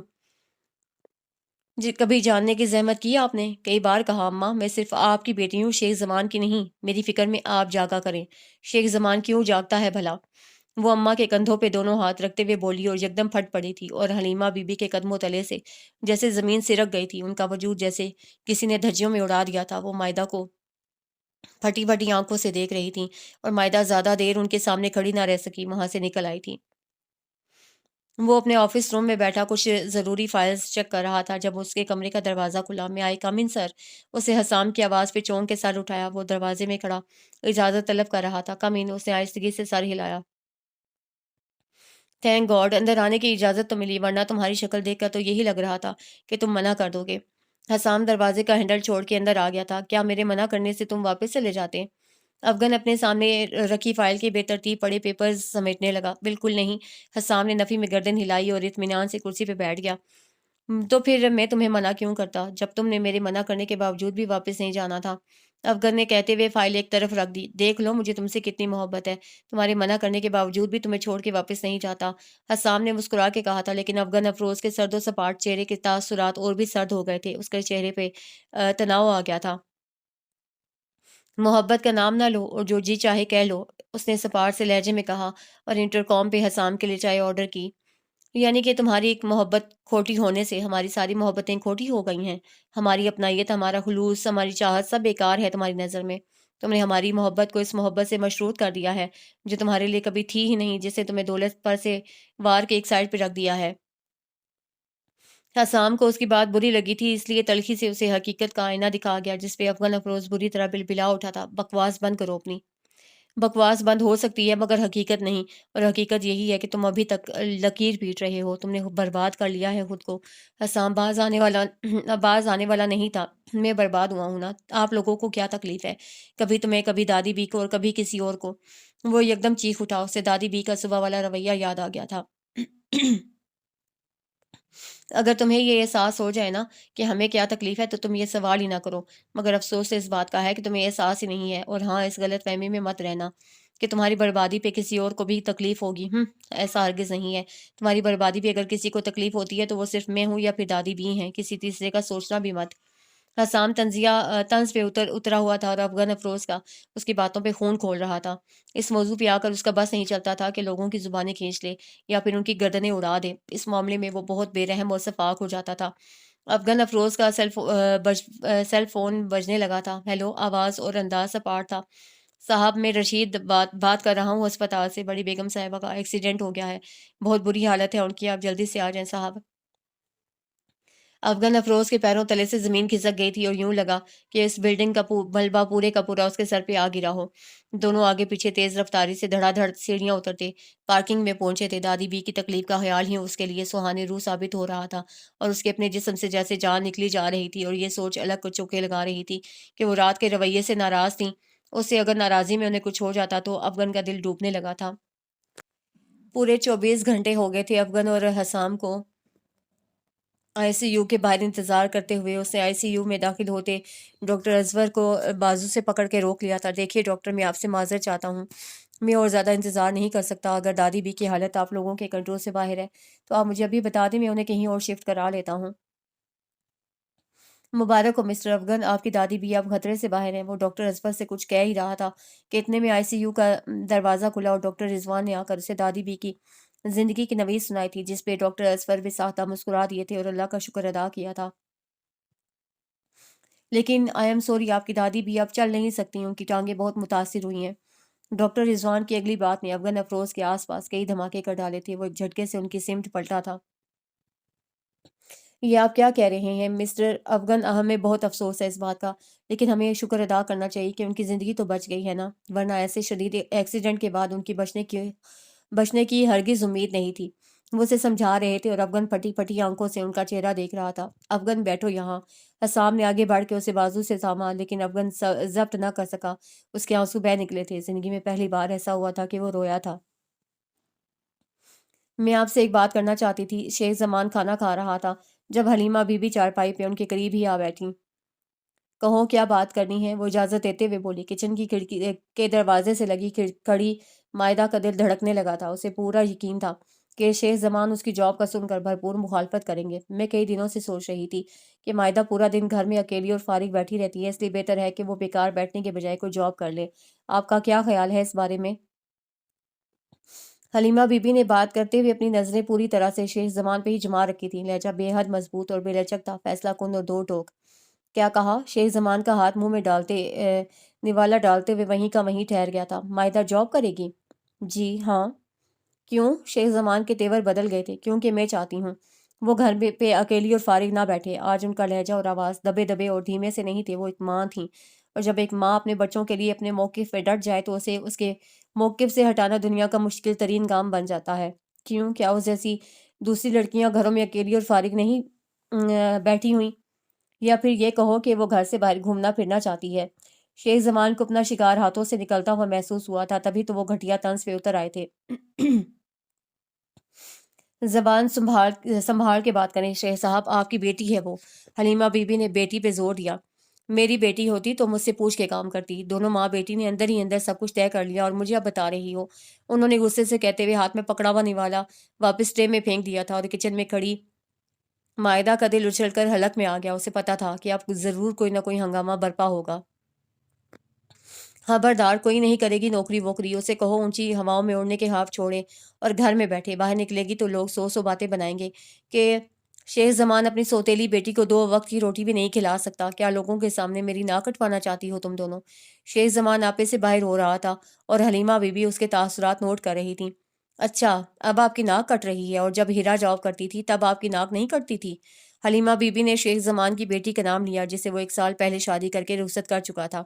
وہ بچی تھی، کم عقل تھی، نوکری کرنے کا شوق تھا اسے، مجبوراً مجھے اس کی بات ماننا پڑی۔ شیخ زمان نے ذرا سنبھلتے ہوئے جواب دیا، یہ بھی بچی ہے، کم عقل ہے، اسے بھی شوق ہے، اور مجبوراً مجھے اس کا شوق پورا کرنا ہی پڑے گا۔ آپ زیادہ پریشان نہ ہو، میں نے مائدہ سے کہہ دیا ہے، وہ بس کچھ عرصہ ہی جاب کرے گی اور اس کے بعد میں اس کی شادی کر دوں گی، جیسے ہیرا اور فرح کی تھی، اچھے اور پڑھے لکھے گھرانوں میں۔ حلیمہ بی بی نے شیخ زمان کو جتایا اور وہ لب بھیج کے رہ گیا۔ حلیمہ بی بی کہہ کے وہاں سے اٹھ گئی تھیں۔ آخر آپ جا کہاں رہی تھیں؟ افغان افروز دکھ سے جھنجھلایا ہوا تھا۔ عالیہ سے ملنے۔ وہ پلکیں مودتے ہوئے آہستگی سے بولی تھیں اور افغان نے چونک کر ان کا ہاتھ چھوڑ دیا تھا۔ عالیہ سے ملنے؟ افغان افروز کی آواز جیسے کسی کنویں سے سنائی دی تھی، مگر کیوں؟ دادی بی کی بند پلکوں سے آنسو بہہ رہے تھے اور افغان ششدر سا ان کے بوڑھے اور جھڑیوں زدہ چہرے کی سمت دیکھ رہا تھا۔ بھیک مانگنے جا رہی تھی تمہاری آزادی کی، اس سے کہنا تھا کہ میرے پوتے کو مزید برباد نہ کرو، خود چلی گئی ہو تو اپنی یادیں بھی لے جاؤ، کیوں چھوڑ گئی ہو برباد کرنے کے لیے؟ تاکہ وہ تمام عمر انہی یادوں میں تڑپ تڑپ کے جیتا رہے اور میں اپنے پوتے کو دیکھ کر تڑپتی رہوں؟ مگر میں تو اس سے بھیک بھی نہیں مانگ سکی، میری ٹانگوں نے میرا ساتھ ہی نہیں دیا، مجھے راستے میں ہی روک لیا ہے، لیکن کوئی بات نہیں، زندگی میں ایک بار اس کے سامنے ہاتھ جوڑ کے اپنے پوتے کی آزادی ضرور مانگوں گی، چاہے وہ کہیں بھی ملے، انہوں نے جیسے عہد کیا تھا۔ نہیں دادی بھی، ہرگز نہیں، آپ ایسا کچھ نہیں کریں گی جس سے میری شخصیت کا کوئی کمزور پہلو نظر آئے۔ میں اس کے سحر میں نہیں، اس کے قہر میں قید ہوں۔ اسے کیا سوچ کر میرے ساتھ بے وفائی کی؟ کیا میں کچھ بھی نہیں تھا؟ میں پاگل ہوتا ہوں تو صرف یہ سوچ کے کہ کیا افغان افروز اتنا ارزاں تھا کہ وہ دولت کی چمک دمک میں اسے دیکھ ہی نہیں پائی، وہ دولت جسے محبت کرنے والے ہاتھوں کا میل کہہ کر ٹھکرا دیتے ہیں، اور عالیہ نے اسی ہاتھوں کے میل کو سینے سے لگا لیا۔ وہ اندر سے دکھی ہو رہا تھا، جبھی تو دادی بی سے سب کہہ رہا تھا۔ اگر وہ ہاتھوں کے میل کو سینے سے لگانے والی عورت تھی تو تم کیوں اسے سوچ کے اپنا خون جلاتے ہو؟ وہ ہاتھوں کا میل نہیں تھی دادی بی، وہ میری ذات کا پہ لگا ایک گہرا دھبا تھی۔ وہ جب سے دور گئی ہے یہ دھبا اور بھی نمایاں ہو گیا ہے، اور میں اس دھبے کی وجہ سے منہ چھپاتا پھر رہا ہوں۔ میں نے اپنی ذات پہ خول چڑھا لیا ہے تاکہ کسی کو کچھ نظر نہ آئے، اور اس سے چھپنے کی کوشش میں افغان افروز جو خود کہاں گم ہو گیا ہے نہ تو میں یہ تو میں بھی نہیں جانتا۔ افغان افروز یا زمردہ سا دادی بی کے سامنے بیٹھا تھا۔ عصر کا وقت ہو رہا تھا اور حلیمہ بی بی اپنے گھر کے صحن میں پریشان اور بے کل سی ٹہل رہی تھیں۔ سارا دھیان مائدہ کی طرف لگا ہوا تھا۔ وہ صبح 9 بجے گھر سے نکلی تھی اور اس وقت شام ہو رہی تھی۔ نہ جانے اسے کہیں نوکری ملی تھی یا نہیں، اپنی عزت محفوظ رکھنے کی خاطر نہ جانے کہاں کہاں دھکے کھاتی پھر رہی تھی تاکہ وہ شیخ زمان کے خوف سے بچی رہے اور اس کی گندی اور غلیظ نظروں سے اپنے آپ کو کچھ دیر دور رکھ سکے، اور اس کوشش میں وہ صبح سے شام کر چکی تھی اور ابھی تک گھر نہیں آئی تھی۔ وہ برآمدے میں جھانک کر دیوار سے لگے کلاک سے پہ ٹائم دیکھ رہی تھیں کہ جب دروازے پہ اچانک دستک ہوئی تھی، لیکن سامنے مائدہ کے بجائے ان کی ایک جاننے والی کھڑی تھی۔ کیسی ہو حلیمہ، اندر نہیں آنے دو گی؟ نسرین آپا اور حلیمہ بی بی کے آپس میں کافی اچھے تعلقات تھے، دونوں ایک دوسرے کو کافی قریب سے جانتی تھیں اور ایک دوسرے کے حالات بھی سمجھتی تھیں۔ ٹھیک ہوں، آؤ اندر آؤ۔ وہ سامنے سے ہٹ گئیں۔ کیا بات ہے حلیمہ، کچھ پریشان سی لگتی ہو؟ نسرین آپا پہلی نظر میں ہی حلیمہ بی بی کے چہرے کی پریشانی بھانپ چکی تھیں۔ تم بیٹھو تو صحیح، میں پانی لے کر آتی ہوں۔ حلیمہ بی بی انہیں چارپائی پہ بٹھا کر باورچی خانے کی طرف بڑھیں۔ ارے نہیں حلیمہ، پانی وانی کی کوئی ضرورت نہیں ہے، میں افغان صاحب کے گھر سے ابھی پانی پی کر ہی آئی ہوں۔ بیگم صاحبہ کا ایکسیڈنٹ ہو گیا تھا، جان تو بچ گئی لیکن چلنے پھرنے سے معذور ہو گئی ہیں، آج ہسپتال سے گھر آئی ہیں۔ میں نے سوچا میں بھی جا کر ان کی عیادت کر آؤں۔ جتنا عرصہ ان کے گھر کام کیا انہوں نے کبھی یہ محسوس نہیں ہونے دیا کہ وہ مالک ہیں اور میں ملازم۔ انہوں نے ہمیشہ برابری کا سلوک کیا ہے، اپنے ساتھ بٹھا کر کھانا کھلاتی تھیں۔ آج ان کی تکلیف دیکھی نہیں گئی مجھ سے، آنکھوں میں آنسو آ گئے۔ اللہ اپنے بندوں کے کیسے کیسے امتحان لیتا ہے۔ اوہ، انہوں نے گہری سانس کھینچی تھی۔ حلیمہ بی بی جانتی تھیں کہ نسرین نے افغان صاحب کے گھر میں کافی عرصہ کام کیا ہے۔ اب تم بتاؤ کہ تمہیں کیا ہوا ہے، تم کیوں پریشان ہو؟ ان کی توجہ دوبارہ حلیمہ بی بی کی طرف مبذول ہو چکی تھی۔ میں دراصل مائدہ کے لیے پریشان تھی۔ وہ صبح سے نوکری کی تلاش میں نکلی ہوئی ہے اور ابھی تک نہیں آئی۔ انہوں نے بالآخر بتا ہی دیا تھا۔ مائدہ نوکری کی تلاش میں؟ نسرین آپا کو چنبا ہوا۔ جی، وہ صبح سے شام تک گھر میں فارغ بیٹھی رہتی ہے۔ جب تک ہیرا کی شادی نہیں ہوئی تھی تب تک تو ٹھیک تھی، لیکن اب اکیلی اور فارغ رہ رہ کر اکتا گئی ہے، اس لیے میں نے کہا کہ وہ کہیں نوکری کر لے۔ حلیمہ بی بی سب کو یہی باور کرا رہی تھیں کہ مائدہ کو جاب کرنے کے لیے انہوں نے خود کہا ہے۔ مائدہ کے لیے جاب کے علاوہ بھی کچھ سوچا ہے یا نہیں؟ نسرین آپا نے ان کے چہرے کو بغور دیکھتے ہوئے پوچھا تھا۔ آپا، اس وقت اصل مسئلہ اس کی جاب ہے۔ اسے جاب مل جائے تو میں مطمئن ہو جاؤں گی اور سہولت سے اس کے لیے رشتہ تلاش کر سکوں گی، بلکہ اس کام میں آپ کو بھی میرا ساتھ دینا ہوگا۔ ارے ضرور ساتھ دوں گی، تم اس کام میں ہاتھ تو ڈالو۔ جوان بیٹی کو کب تک گھر میں بٹھا کے رکھو گی؟ نسرین آپا انہیں کافی اچھا اور مخلصانہ مشورہ دے رہی تھیں۔ السلام علیکم اماں۔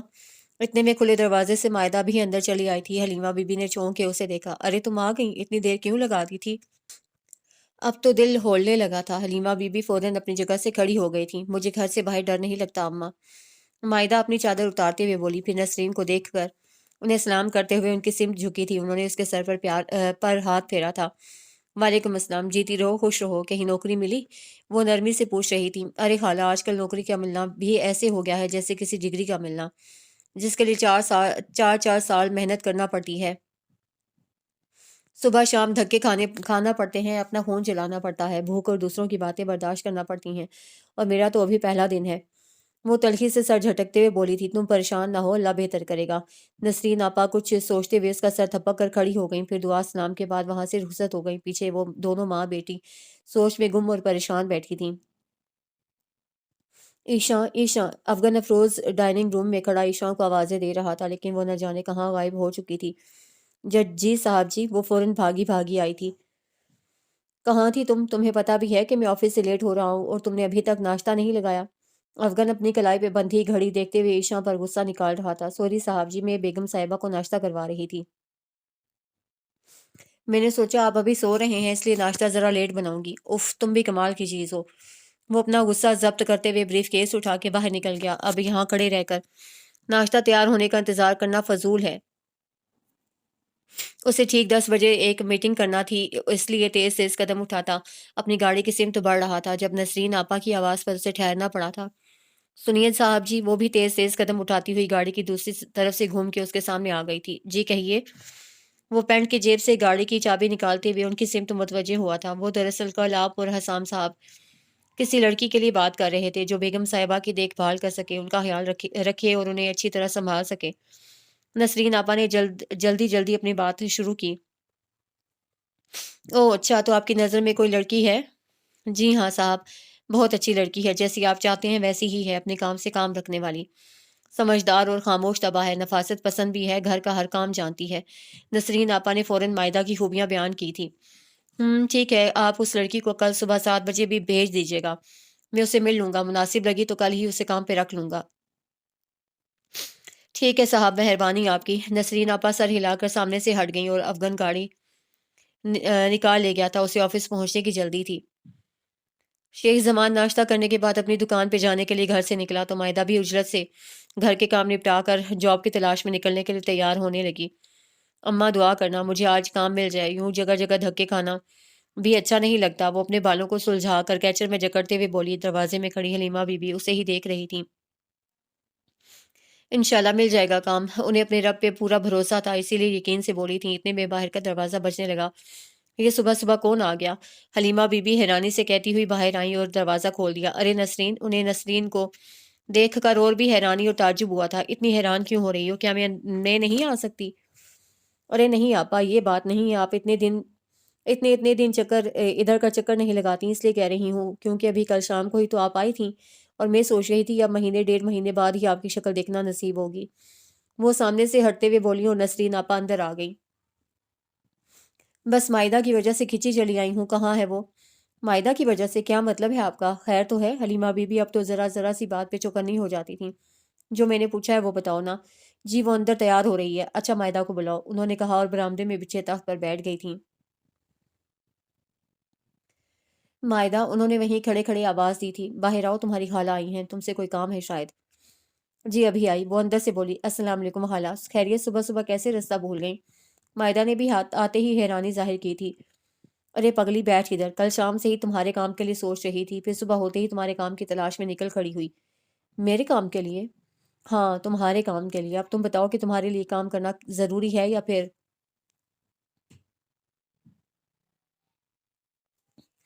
میرے لیے کام کرنا ضروری ہے، چاہے کام کوئی بھی ہو۔ مائدہ درمیان میں ہی بول پڑی تھی، اس کا لہجہ اور انداز بے حد سنجیدہ تھے۔ افغان صاحب کی دادی بھی کی دیکھ بھال کرو گی؟ انہوں نے سنجیدگی سے سوال کیا۔ یہ کیسا کام ہے؟ مائدہ کو اچنبھا ہوا۔ ارے بیٹا، ایسے کام ہزاروں مجبور اور ضرورت مند لڑکیاں کر رہی ہیں، اتنا بڑا گھر ہے ان کا۔ بیگم صاحبہ بالکل اکیلی ہوتی ہیں۔ افغان صاحب صبح آفس کے لیے نکلتے ہیں اور شام کو واپس آتے ہیں، بلکہ یوں کہو کہ رات کو واپس آتے ہیں۔ گھر میں چوکیدار، مالی، ڈرائیور اور ایک ملازمہ بھی ہے، لیکن وہ بیچاری اکیلی بیگم صاحبہ کو اور گھر کو نہیں سنبھال سکتی۔ اس لیے افغان صاحب چاہتے ہیں کہ کوئی اچھی اور سمجھدار لڑکی ملے تو وہ اسے بیگم صاحبہ کی دیکھ بھال اور تیمارداری پر معمور کر دیں۔ وہ تو خود بڑی حشاش وشاش اور چاق و چوبند خاتون تھیں، لیکن اس نامراد ایکسیڈنٹ نے انہیں بستر سے لگا دیا ہے۔ بڑی نفاست پسند طبیعت کی ہیں، اسی لیے وہ چاہتے ہیں کہ کوئی سلیقہ مند لڑکی ملے اور تنخواہ بھی اچھی دیں گے۔ تو کیا وہ مجھے کام پہ رکھ لیں گے؟ مائدہ نے جیسے یقین چاہا۔ ہاں کیوں نہیں رکھیں گے بھلا، میں ابھی ان سے ہی بات کر کے آئی ہوں، وہ آفس کے لیے نکل رہے تھے، میں نے تمہارے لیے بات کی تو کہنے لگے کہ کل صبح 7 بجے بھیج دینا، تم جا کر ان سے مل لینا اور ساتھ میں یہ بھی بتا دینا کہ میں نے تمہیں بھیجا ہے۔ انہوں نے مائدہ کو تفصیل سے سمجھایا۔ سچ خالہ، مجھے کام مل جائے گا نا؟ مائدہ نے ان کے ہاتھ تھام لیے تھے، اس کی خوشی کا کوئی ٹھکانہ ہی نہیں تھا کہ وہ اس گھر کی چار دیواری سے چند گھنٹوں کے لیے آزاد ہو رہی ہے۔ اس کا مقصد یہاں سے نکلنا تھا، ورنہ اسے کام سے تو کوئی غرض نہیں تھی۔ شیخ زمان کی نظروں سے چھپنا چاہتی تھی، اور یوں بھی اس کی تعلیم زیادہ نہ تھی، اسے کسی بڑے دفتر میں مشکل سے ہی ملازمت ملتی۔ ہاں مل جائے گا پگلی۔ انہوں نے اس بات میں سر ہلایا تھا اور مائدہ بے ساختہ ان کے گلے لگ گئی تھی۔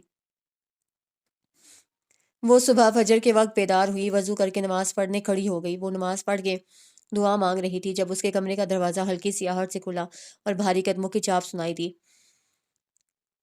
مائدہ نے اپنی بند آنکھیں کھولتے ہوئے یکدم گردن موڑ کے اپنے پیچھے دیکھا تو ایک سنسنی سی پورے جسم میں سرایت کر گئی۔ اس کے لب دعا کرنا بھول گئے، وہ شیطان اس کے قریب آ چکا تھا۔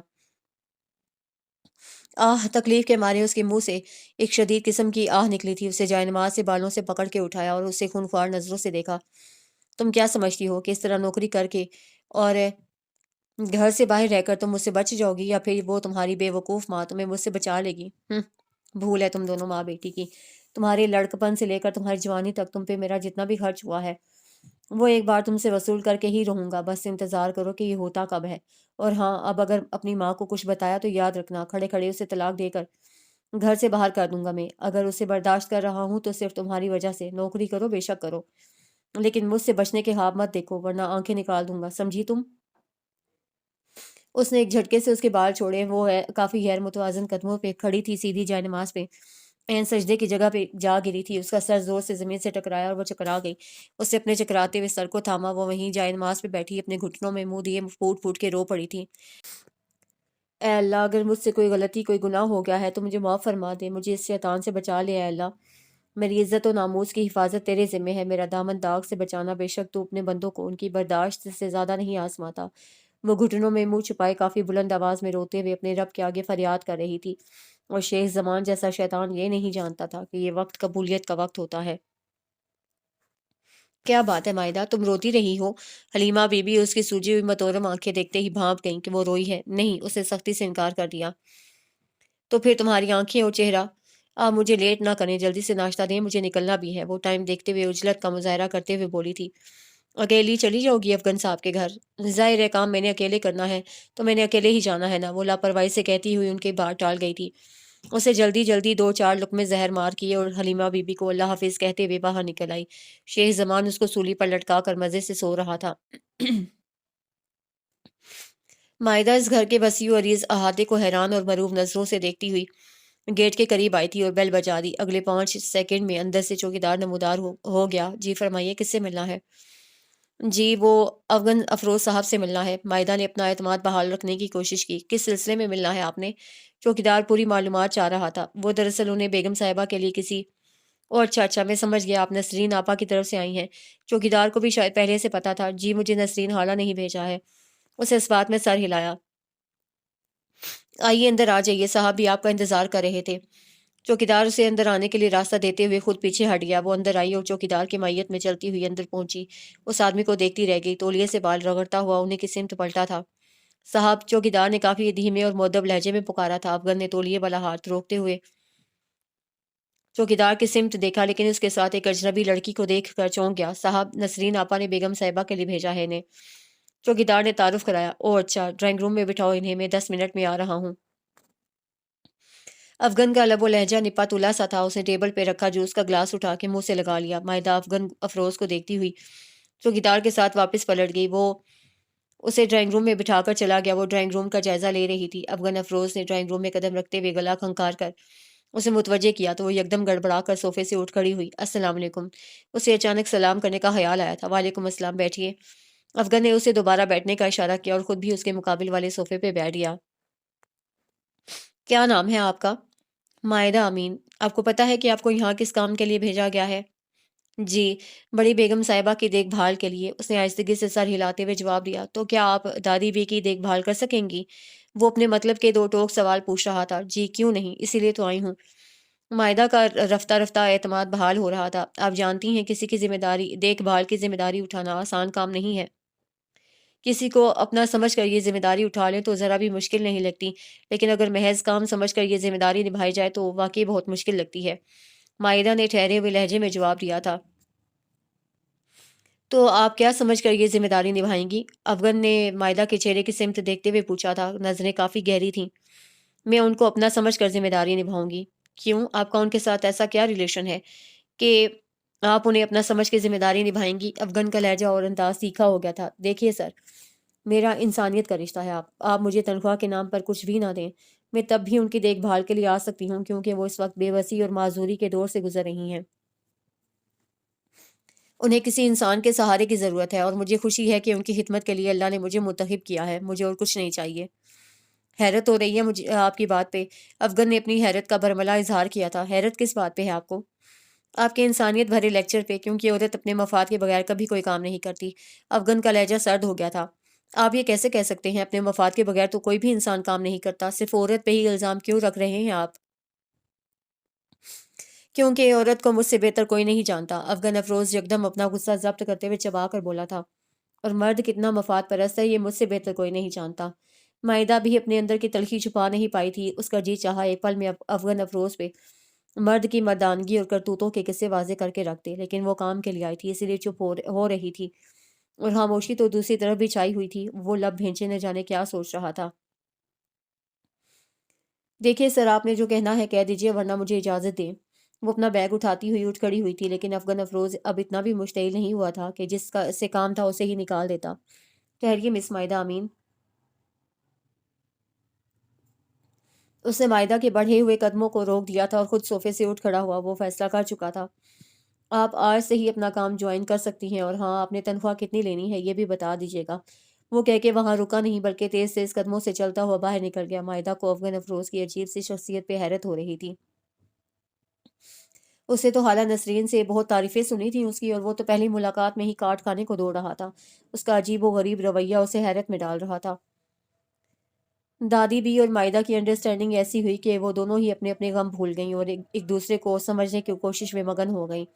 دادی بی کو مائدہ کی صورت میں ایک ساتھی اور غم خوار مل گیا تھا۔ وہ دن بھر ان کے ساتھ رہتی، ان کی باتیں سنتے ہوئے کام نپٹاتی رہتی تھی، اور شام ڈھلے جب وہ واپسی کے لیے رخصت ہوتی تو وہ دونوں ہی اداس ہو جاتی تھیں۔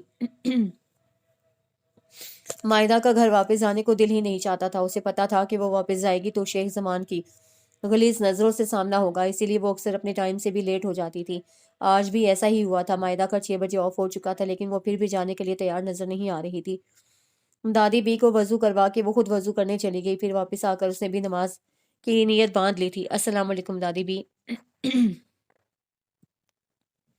افغان دادی بی کے بیڈ روم کا دروازہ کھول کے اچانک اندر داخل ہوا تھا، لیکن جیسے ہی دادی بی کے بیڈ کے قریب نظر پڑی، اس کے قدم اور الفاظ وہیں تھم گئے تھے۔ وعلیکم السلام، آؤ بیٹھو۔ دادی بی سلام پھیر چکی تھی اور تسبیح پڑھ رہی تھیں۔ افغان کو دیکھتے ہی فوراً بول پڑی تھی، کیسی ہیں آپ؟ وہ دھیمے اور بھاری قدموں سے چلتا وہ ان کے قریب آ گیا تھا۔ کیا سوچ رہے ہو؟ دادی بی نے حیرت سے کہتے ہوئے اسے متوجہ کیا تھا، اور افغان بری طرح چونک اٹھا۔ مائدہ سلام پھیر چکی تھی اور اب دونوں ہاتھ اٹھا کر دعا مانگ رہی تھی۔ کچھ نہیں، میں صرف یہ سوچ رہا ہوں کہ مس مائدہ امین اپنے وقت سے آدھا گھنٹہ لیٹ ہو چکی ہیں۔ انہوں نے گھر نہیں جانا؟ افغان کو بھی اس کے لیٹ ہونے کا احساس ہو چکا تھا، اسی لیے گھڑی کی سمت دیکھا تھا۔ ارے بیٹا، مائدہ تو اکثر ہی لیٹ ہو جاتی ہے، مغرب کی نماز میرے ساتھ پڑھ کے گھر واپس جاتی ہے۔ اچھا، اسے اچنبھا ہوا تھا۔ ٹھیک ہے دادی بی، میں اب چلتی ہوں۔ وہ چائے نماز سمیٹ کر چادر اوڑھتی ہوئی ان کے پاس آ گئی تھی۔ ارے بیٹا، تھوڑی دیر اور ٹھہر جاتی، ہمارے ساتھ کھانا کھا لیتی۔ نہیں دادی بی، کھانا میں اماں کے ساتھ جا کر کھاؤں گی، وہ میرا انتظار کر رہی ہوں گی۔ آپ مجھے اجازت دیجیے، میں چلتی ہوں۔ اسے انکار کر دیا تھا۔ ڈرائیور سے کہو وہ تمہیں چھوڑ آتا ہے، شام کافی گہری ہو چکی ہے۔ نہیں دادی بی، میں چلی جاؤں گی، مہربانی آپ کی۔ مائدہ نے ان کے قریب بیٹھے افغان کو دیکھتے ہوئے انکار کر دیا تھا۔ وہ چپ چاپ ان دونوں کی گفتگو اور اپنائیت بھرے لہجے سن رہا تھا۔ نہیں بیٹا، شہر کے حالات تو ویسے ہی بہت خراب ہیں، جوان لڑکیوں کا اس وقت اکیلے باہر نکلنا ٹھیک نہیں ہے۔ افغان، اٹھو بیٹا، رشید سے کہو مائدہ کو اس کے گھر ڈراپ کرائے۔ انہوں نے افغان کو مخاطب کرتے ہوئے کہا۔ رشید گھر پہ نہیں ہے، افغان نے لٹھ مار سے جواب دیا۔ کیوں، کہاں ہے وہ؟ ایشا کو لے کر ڈاکٹر کے پاس گیا ہوا ہے، اس کی طبیعت ٹھیک نہیں ہے۔ افغان کو اب دادی بی کے سوال و جواب پہ الجھن ہونے لگی تھی۔ دیکھو بیٹا، وہ اکیلی اس وقت کیسے جائے؟ جوان جہان لڑکی ہے، کوئی حادثہ نہ ہو جائے۔ ایسا کرو تم اسے ڈراپ کر دو، بس 5-10 منٹ کا راستہ ہے، ذرا سی زحمت کر لو۔ دادی بی نے ڈرائیور کا کام افغان کے کندھوں پہ ڈال دیا، لیکن وہ اتنی مروت نبھانے والا نہیں تھا۔ آئی ایم سوری، یہ کام میرا نہیں ہے، وہ کہہ کے وہاں سے اٹھ گیا تھا، اور دادی بی اور مائدہ دیکھتی رہ گئیں۔ دادی بی کو اسے ایسی بے مروتی کی ہرگز امید نہیں تھی۔ مائدہ کو پتا تھا کہ دادی بی کو افغان افروز کے رویے پہ شرمندگی ہوئی ہے، اسی لیے وہ انہیں شرمندگی کے احساس سے نکالنے کے لیے کافی نارمل اور لاپرواہ سے انداز میں مخاطب ہوئی تھی۔ افغان صاحب ٹھیک ہی تو کہہ رہے ہیں دادی بی، ڈرائیور ہوتا تو اور بات تھی، اب وہ کہاں مجھے ڈراپ کرنے کے لیے جائیں؟ انہیں تنگ کرنے سے بہتر ہے میں خود ہی چلی جاؤں، وہ بھی تو آفس سے تھکے ہوئے آئے ہیں۔ لیکن مائدہ، اس نے ڈونٹ وری دادی بی، انہوں نے ایسا کچھ بھی نہیں کہا جو مجھے یا آپ کو برا لگے۔ تھکن کے باعث بندے کا مزاج ایسا ہی ہو جاتا ہے۔ میں آسانی سے گھر چلی جاؤں گی، آپ فکر نہ کریں، اپنا خیال رکھیے گا، اللہ حافظ۔ وہ انہیں سمجھا کر تسلی دیتی ہوئی باہر نکل آئی تھی، لیکن باہر آ کر اس کے قدم سست پڑ گئے تھے، اور اس کے قدموں کی سستی ٹیرس میں کھڑے افغان افروز سے چھپی ہوئی نہیں رہ سکی تھی۔ یوں لگ رہا تھا جیسے وہ یہاں سے جانا نہیں چاہتی تھی، لیکن کسی مجبوری کی وجہ سے جا رہی تھی۔ اس نے دوبارہ ٹھہر کر پلٹ کر اس گھر کو دیکھا اور بڑی حسرت بھری نظروں سے دیکھا، پھر آگے بڑھ کر دروازہ عبور کر گئی۔ افغان افروز کو اس کا انداز سمجھ میں نہیں آیا تھا، وہ الجھ سا گیا تھا۔ اندھیرے کے باوجود سڑک الیکٹرک پول اور گاڑیوں کی روشنیوں میں جگمگا رہی تھی۔ مائدہ پیدل چلتی ہوئی رہائشی ایریا سے نکل کر فٹ پاتھ پہ آ گئی تھی۔ اس کے قدم اب بھی سست روی سے اٹھ رہے تھے۔ اس کا دل چاہتا تھا وہ دن رات گھر سے باہر رہے، تاکہ ایک پل کے لیے بھی شیخ زمان کی نظروں کا سامنا نہ ہو، لیکن لاکھ کوششوں کے باوجود بھی ایسا ہوتا نہیں تھا۔ وہ شیطان تو جیسے دروازے پہ ہی نظریں جمائے بیٹھا ہوتا تھا۔ مائدہ، وہ اپنے دھیان میں گم چلی جا رہی تھی جب اسے لگا جیسے کہ شیخ زمان نے اسے پکارا ہے۔ اسے اپنا وہم سمجھ کر سر جھٹک دیا تھا۔ مائدہ، گاڑی میں بیٹھو، میں تمہیں ہی لینے کے لیے آیا ہوں۔ دوبارہ شیخ زمان کی آواز سنائی دی تو اس نے یکدم کرنٹ کھا کے دیکھا تھا۔ شیخ زمان پرانے ماڈل کی اپنی پھٹیچر سی گاڑی میں بیٹھا اسے مخاطب کرتے ہوئے بیٹھنے کا اشارہ کر رہا تھا۔ لیکن یہ کیسے ہو سکتا تھا کہ مائدہ اس کے ساتھ اکیلی گاڑی میں بیٹھ جاتی؟ اسے تو سوچ کے ہی جھرجھری سی آ گئی تھی۔ میں چلی جاؤں گی، مجھے پتا ہے چلی جاؤ گی، لیکن میرے ساتھ جانے میں کیا حرج ہے؟ میں نے کہا نہ، چلی جاؤں گی خود، مائدہ چبا کر بولی تھی۔ بہت بار نکل آئے ہیں تم دونوں ماں بیٹی کے، کاٹ کے رکھ دوں گا۔ آرام سے گاڑی میں بیٹھو، تمہاری بکواس سننے نہیں آیا، تمہاری ماں نے بھیجا ہے مجھے۔ شیخ زمان گاڑی سے نکل آیا اور مائدہ گھبرا گئی کہ آس پاس کے لوگ کیا سوچیں گے، یہاں کوئی تماشا نہ بن جائے۔ آپ کو میری ماں بھیجے یا میرا باپ، میں آپ کے ساتھ نہیں جاؤں گی، اس نے نفرت سے کہتے ہوئے منہ پھیر لیا تھا۔ تمہارا تو باپ بھی جائے گا، کیسے نہیں جاتی تم؟ شیخ زمان نے غصے سے مشتعل ہوتے ہوئے مائدہ کی کلائی دبوچ کر اسے گاڑی کی سمت کھینچا تھا، اور پھر مائدہ کی برداشت جواب دے گئی۔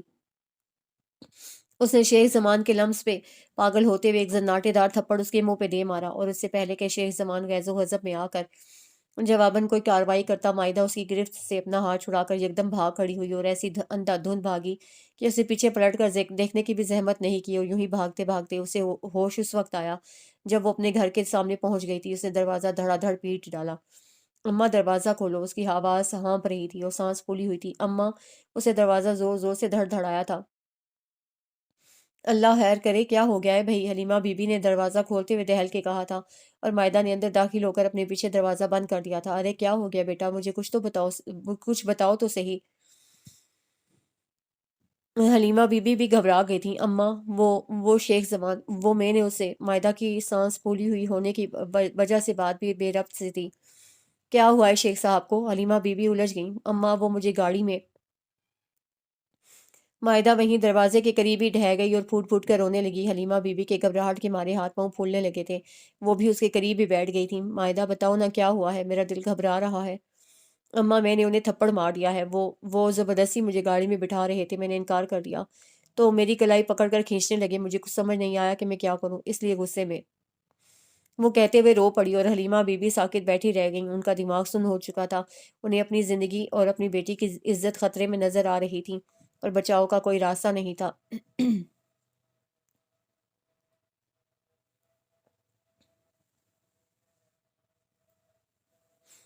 لگتا ہے تم ساری رات سوئی نہیں ہو، یا پھر روتی رہی ہو۔ وہ دادی بی کو اخبار سنانے کے لیے بیٹھی تو دادی بی نے اچانک سوال داغ دیا تھا۔ ایسی کوئی بات نہیں ہے دادی بی، آپ نیوز سنیں۔ مائدہ کی آواز کافی بوجھل ہو رہی تھی۔ نہیں، مجھے وہ نیوز سناؤ جو تمہارا چہرہ اور تمہاری آنکھیں سنا رہی ہیں۔ دادی بھی اپنی بات پہ جم چکی تھی۔ میرے پاس کچھ اچھا نہیں ہے سنانے کے لیے۔ اور مائدہ کا سر جھک گیا تھا۔ اچھا تو اس اخبار میں بھی نہیں ہے جو تم مجھے سنانے کے لیے بیٹھی ہو؟ ہاں تو یہی سمجھ لے کہ میری نیوز آپ کو اس اخبار کی کسی سرخی سے ہی مل جائے گی۔ روز کسی نہ کسی لڑکی کے ساتھ کچھ نہ کچھ ہوتا ہی رہتا ہے۔ کسی لڑکی کے ساتھ بہنوئی زیادتی کر ڈالتا ہے، کسی لڑکی پہ سوتیلے باپ کی بری نظر ہوتی ہے، کوئی اجتماعی زیادتی کا شکار ہو جاتی ہے، کسی کو اغوا کر لیا جاتا ہے، اور کسی کو مائدہ، دادی بھی اسے درمیان میں ہی روک چکی تھی۔ وہ بلا کی ذہین تھی، انہیں نیوز سمجھ آ چکی تھی۔ دادی بھی سب کچھ سمجھ چکی تھی۔ مائدہ ان کے قدموں میں آ بیٹھی تھی اور ان کے گھٹنے پر سر رکھ کے تڑپ تڑپ گئی تھی۔ میرے اماں ابا نے اپنی پسند سے شادی کی تھی، اس لیے خاندان میں کسی نے بھی ان کا ساتھ نہیں دیا۔ وہ دونوں اکیلے رہتے تھے، لیکن میری پیدائش کے 8 سال بعد ابا کی وفات ہو گئی اور اماں اکیلی رہ گئیں۔ 2-3 سال وہ ادھر ادھر کرائے کے مکانوں میں دھکے کھاتی رہیں، لیکن ایک بیٹی کے ساتھ وہ کب تک خوار ہو سکتی تھی؟ انہیں کسی کے سہارے اور سر پر چھت کی ضرورت تھی، اس لیے انہوں نے اپنے آپ کو اور اپنی بیٹی کو محفوظ رکھنے کے لیے شیخ زمان سے شادی کر لی۔ شیخ زمان کی اپنی بھی 2 بیٹیاں تھیں جنہیں اماں نے ہمیشہ مجھ سے بھی زیادہ پیار دیا۔ جب تک وہ رہیں سب ٹھیک تھا، جیسے ہی ان کی شادیاں ہوئیں شیخ زمان کی نظریں غلیظ سے غلیظ تر ہوتی گئیں۔ راتوں کو اماں دوا کھا کر سو رہی ہوتی تو شیخ زمان میرے کمرے کا دروازہ کھولنے کی کوششوں میں لگ جاتا۔ اماں گھر سے باہر نکلتی تو وہ تنہائی ڈھونڈنے لگ جاتا، اور میں اپنی عزت چھپا چھپا کر ہلکان ہو جاتی ہوں۔ اسی لیے میں نے نوکری کر لی تاکہ مجھے سارا دن گھر پہ نہ رہنا پڑے۔ لیکن کل شام کو جب میں واپس جا رہی تھی تو وہ اچانک کہیں سے آ گیا اور مجھے ساتھ چلنے کا کہنے لگا، اور میں نے اس کی زبردستی پہ اس کے منہ پہ تھپڑ مار دیا تھا، جس پہ مجھے توقع امید تھی کہ وہ مجھے اور اماں کو گھر آ کر خوب تنگ کرے گا، مارے گا، ہنگامہ اٹھائے گا، لیکن اس نے کچھ نہیں کیا۔ وہ کل رات سے خاموش ہے، پتہ نہیں اب اس کی خاموشی کے پیچھے کیا راز ہے، کیا کرے گا وہ، کچھ سمجھ میں نہیں آ رہا۔ مائدہ روتے ہوئے سب کچھ بتا گئی تھی، اور دادی بھی گمسم سی ہو کر رہ گئی۔ ان کے جسم کے رونگٹے کھڑے ہوئے تھے۔ مائدہ کے آنسوؤں سے ان کا گھٹنا بھیگ چکا تھا۔ مائدہ بی بی، ایشان کی آواز پہ سوپ بناتی مائدہ نے پلٹ کر پیچھے دیکھا۔ کہو، اس نے دوپٹے سے ہاتھ پہنچتے ہوئے کہا، صاحب نے آپ کو اپنے کمرے میں بلایا ہے۔ ईशा ने पैगाम पहुंचाया। साहब ने। माहिदा चंद साने के लिए ठिठक सी गई, फिर अगले ही लम्हे वो खुद को संभालती अफगन के कमरे की तरफ बढ़ गई। वो पहली बार ऊपर उसके कमरे की तरफ आई थी, इसलिए झिझक भी हो रही थी, लेकिन कुछ देर के लिए शर्म और झिझक को पालाए ताक रख कर उसने दरवाजे पे एक एतमाद भरी दस्तक दे डाली। यस कम इन। अंदर से सुनाई देने वाली आवाज़ गंभीर और बेइंतहा सर्द थी। मायदा को उस आवाज़ का सर्दपन अपने जिस्म और जान में सरायत करता हुआ महसूस हुआ था। वो अपनी तमाम तर हिम्मतें मुजतमा करती दरवाज़ा धकेल कर अंदर चली आई और वो अपने कमरे में जख्मी शेर की मानिंद इधर उधर टहल रहा था।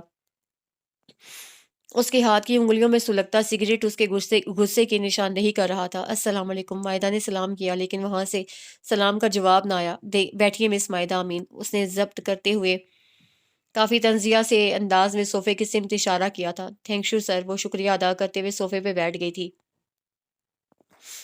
यकीनन आपको पता होगा कि मैंने आपको यहाँ किस लिए बुलाया है। वो सिगरेट का गहरा कश लेते हुए सिगरेट को ऐश ट्रे में मसल चुका था। जी पता है मुझे, उसने इस बात में सर हिलाया। लेकिन आपको ये नहीं पता कि मैं आपकी सारी चालबाजी समझता हूँ। अफगन के लबो लहजे में नफरत और हकारत थी। मायदा ने यकदम चौंक के उसे देखा था। चालबाजी? हाँ, चालबाजी, जो आपने दादी बी के सामने खेली है, खुद को मजलूम और गरीब जाहिर करते हुए। सर, मैं अगर कोई चालबाजी कर रही हूँ तो दुआ करती हूँ मेरा रब मुझे अभी अभी इसकी सजा दे दे। और दादी बी के सामने मैंने सिर्फ अपनी जिंदगी की किताब खोल के रखी है।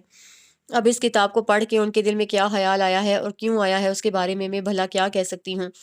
इसमें मेरा क्या कसूर है? आपको अगर ये सब मंजूर नहीं तो इनकार कर दीजिए। आप किसी के पाबंद या मोहताज तो नहीं है ना? मोहताज तो मुझ जैसे और दादी भी जैसे लोग होते हैं जो किसी के आसरे और सहारे पे जी रहे होते हैं। मायदा का लहजा बेबसी लिए हुए था। मिस मायदा अमीन, मैं इमोशनल ब्लैकमेल होने वाला आदमी नहीं हूँ। मुझे ज़िंदगी में सिर्फ एक औरत ने ब्लैकमेल किया है, उसके बाद दोबारा नहीं हो सकता। वो यकदम गुर्रा के बोला था। तो आप क्यों हो रहे हैं इमोशनल? आपने जो भी काम करना है ठंडे दिलो दिमाग से करें।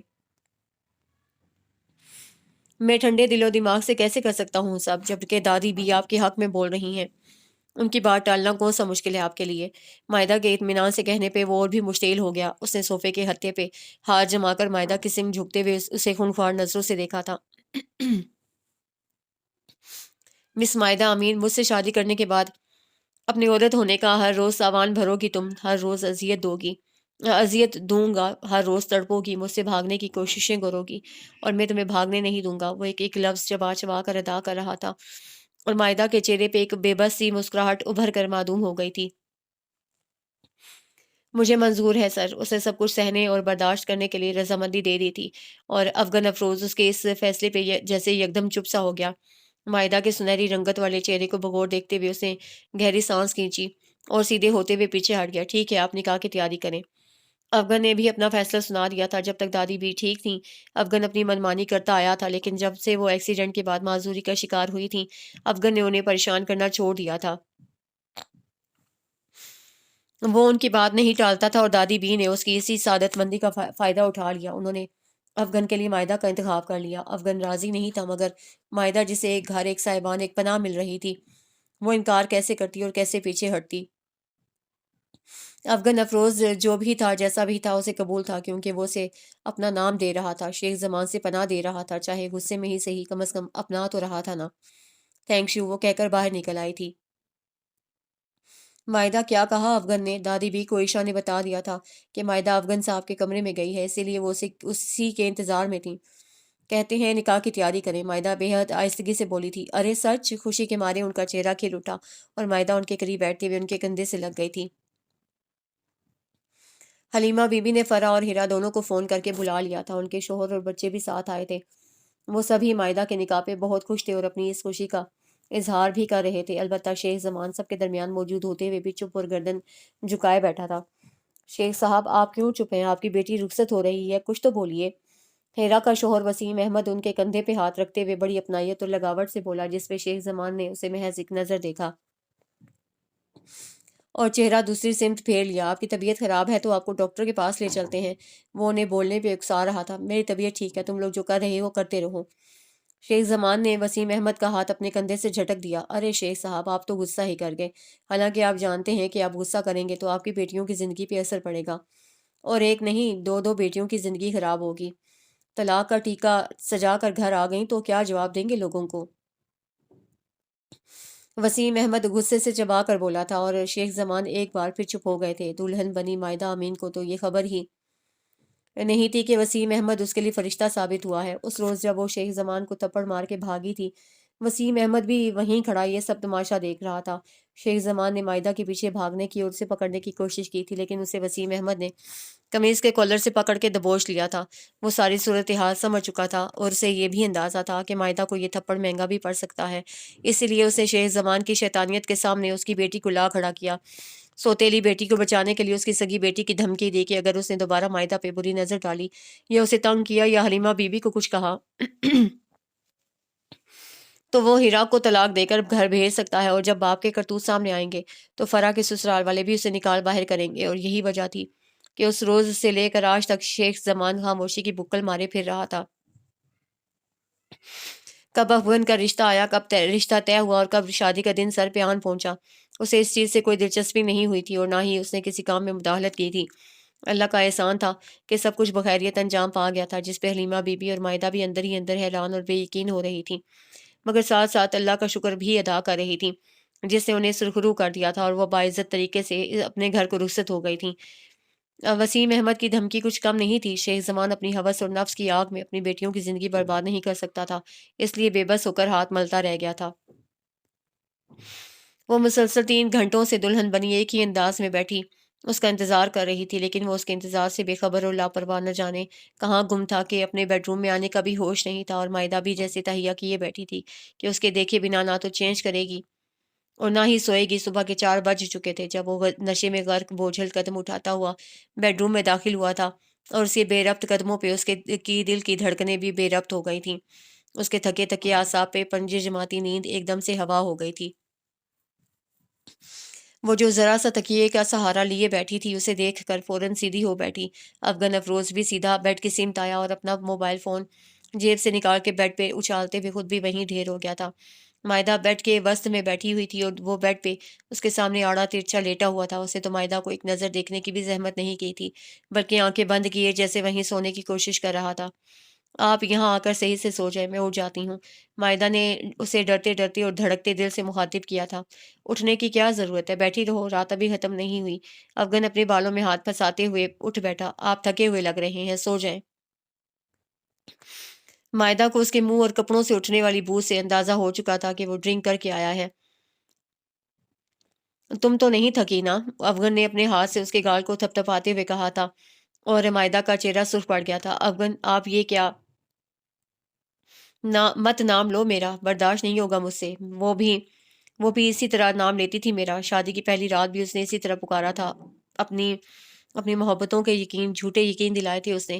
جھوٹی تھی وہ، اور تم بھی جھوٹی ہی ہو اسی کی طرح، دھوکے باز، بے وفا اور مرد کی دولت پہ ایمان۔ عورت کو صرف دولت ہی نظر آتی ہے، چاہے وہ افغان افروز کی ہو یا جمال پیر زادہ کی۔ افغان نفرت و حقارت سے بول رہا تھا، اور مائدہ کا دل وہیں بند ہو گیا جہاں اس نے اس کا ذکر کیا تھا۔ آج کی رات بھی وہ اسی کا غم منا رہا تھا۔ اسے سامنے بیٹھی سجی سوری دلہن بنی مائدہ نظر ہی نہیں آ رہی تھی۔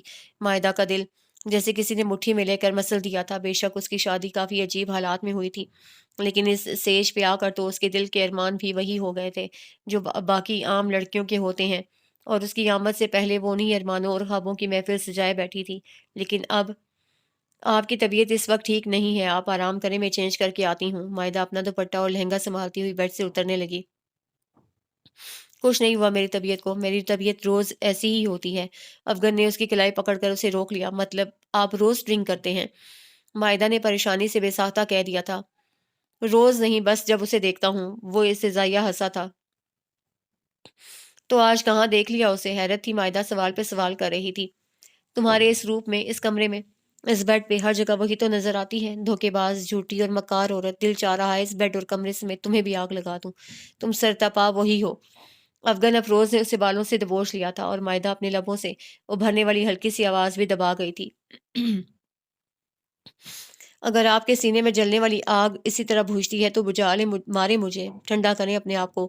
مائدہ نے اسے کھلی چھوٹ دے دی، اور افغان افروز نے اس چھوٹ کا بھرپور فائدہ اٹھایا۔ اسے اپنی درندگی اور وحشت کا نشانہ بنا کر وہ زیادہ تو نہیں لیکن چند لمحوں کے لیے پرسکون ہو گیا تھا۔ السلام علیکم دادی بی۔ مائدہ فجر کی نماز پڑھنے کے بعد سیدھی ان کے کمرے میں آئی تھی۔ وعلیکم السلام، جیتی رہو، سہاگن رہو، اتنی جلدی کیوں اٹھ گئیں؟ وہ اس کے سر پہ ہاتھ پھیر کر ماتھے پہ بوسہ دیتے ہوئے بولی تھی، نماز کے لیے اٹھتی ہوں اور مجھے پتا تھا آپ کی نماز اکثر قضا ہو جاتی ہے، اس لیے سوچا آپ کو بھی وضو کروا دوں۔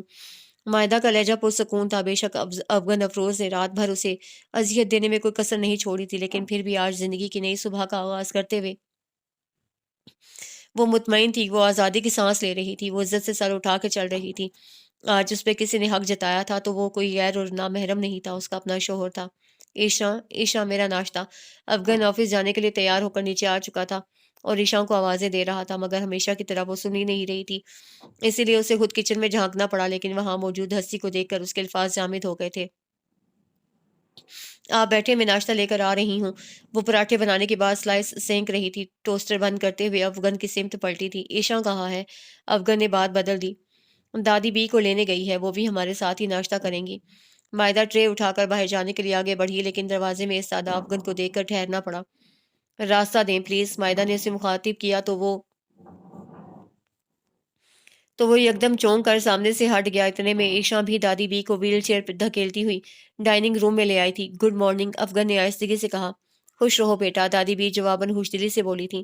اتنے تیار شیار ہو کر کہاں جا رہے ہو؟ دادی بی نے اسے نقصک سے تیار دیکھ کر فوراً پوچھا تھا۔ آفس، اس کا مختصر سا جواب موصول ہوا۔ آفس کیا آج بھی آفس ضروری ہے؟ وہ حیران ہوئی، کیوں آج کیا ہے؟ افغان افروز نے یوں حیرانی ظاہر کی کہ دادی بی چاہتے ہوئے بھی کچھ نہ کہہ سکی تھی۔ یہ چائے لے لیں دادی بی، مائدہ نے ان لوگوں کی خاموشی ختم کرنے کے لیے دادی بی کو مخاطب کیا تھا۔ انہوں نے محض ہوں پہ اکتفا کیا اور تھوڑی دیر بعد افغان ناشتہ ختم کرتے ہی اٹھ کر چلا گیا تھا۔ دادی بی نے اسے گاڑی تک پیچھے بھیجا تھا، لیکن وہ گاڑی نکال لے گیا تھا اور مائدہ سست قدموں سے واپس پلٹ آئی تھی۔ مائدہ، جی دادی جی، ادھر آؤ، میری بات سنو۔ انہوں نے اسے اپنے قریب بلایا تھا۔ رات کو افغان نے تمہیں کچھ کہا تو نہیں؟ وہ اسے کھوج رہی تھی۔ کہا ہے، کہتے ہیں مجھے افغان مت کہا کرو، کیونکہ وہ بھی افغان ہی کہتی تھی۔ مائدہ نے اس سزائیہ انداز میں مسکرا کے کہا۔ وہ بھی؟ دادی بی الجھی۔ جی ہاں، آپ بھی تو اسے اچھی طرح جانتی ہیں، مائدہ نے ان کے چہرے کی سمت دیکھتے ہوئے کہا، اور پھر نظر جھکا کر اپنے ہاتھوں کے ناخنوں سے کھیلنے لگی۔ ہاں جانتی ہوں، اچھی طرح جانتی ہوں، اور جتنا میں اسے جانتی ہوں یہ بے وقوف نہیں جانتا۔ اگر جان لیتا تو اپنی زندگی کو اس طرح روگ لگا کے نہ پھر رہا ہوتا۔ وہ منحوس کم بخت بہت تو چلی گئی، لیکن اپنے پیچھے اس کے لیے روگ چھوڑ گئی۔ دادی بی کا خون کھول رہا تھا۔ 4 سال ہو گئے تھے، لیکن افغان افروز ان 4 سالوں میں ذرا بھی آگے نہیں بڑھا تھا۔ وہیں پہ کھڑا آج تک اس کا غم منا رہا ہے جہاں وہ اسے چھوڑ کے گئی تھی۔ کیا اس روگ کا کوئی علاج نہیں ہے دادی بی؟ مائدہ نے دھیمے لہجے میں پوچھا۔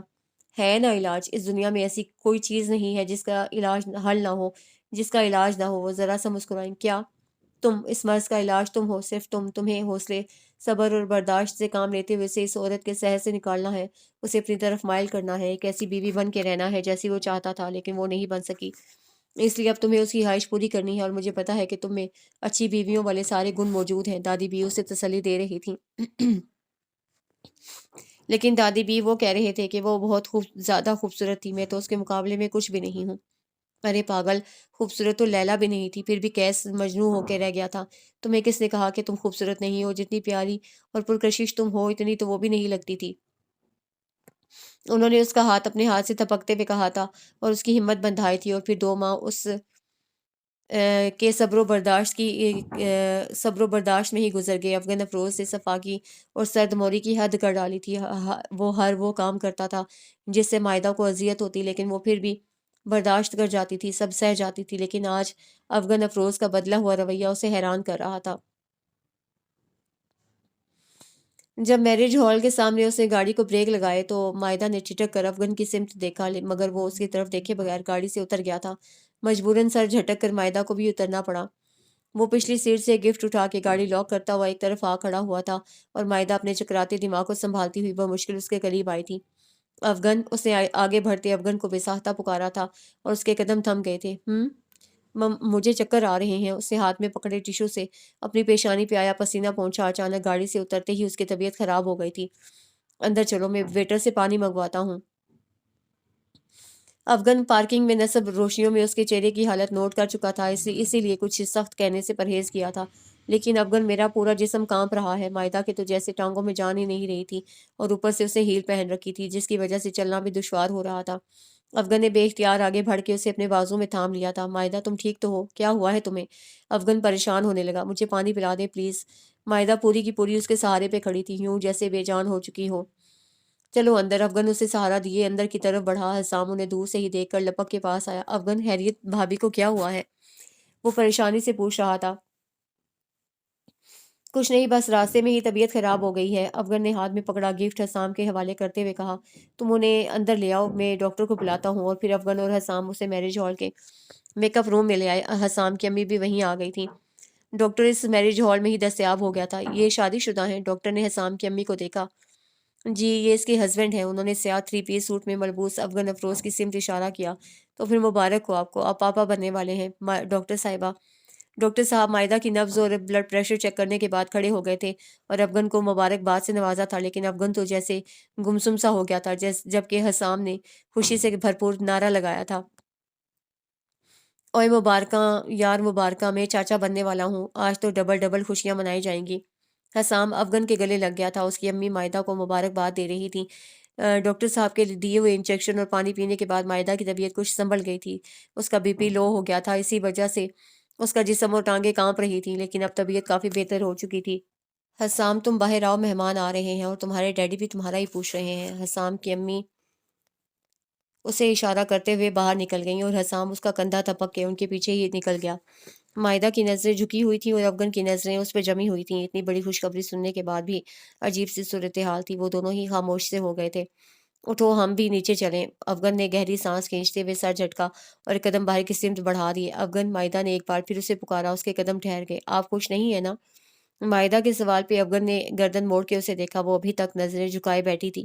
مجھے ابھی خوشی اور ناخوشی کا کوئی احساس نہیں ہوا، جب ہوگا تمہیں بتا دوں گا۔ اس نے دو ٹوک کہتے ہوئے بات ہی ختم کر ڈالی تھی اور مائدہ ایک بار پھر برداشت کرتی ہوئی اٹھ کھڑی ہوئی تھی۔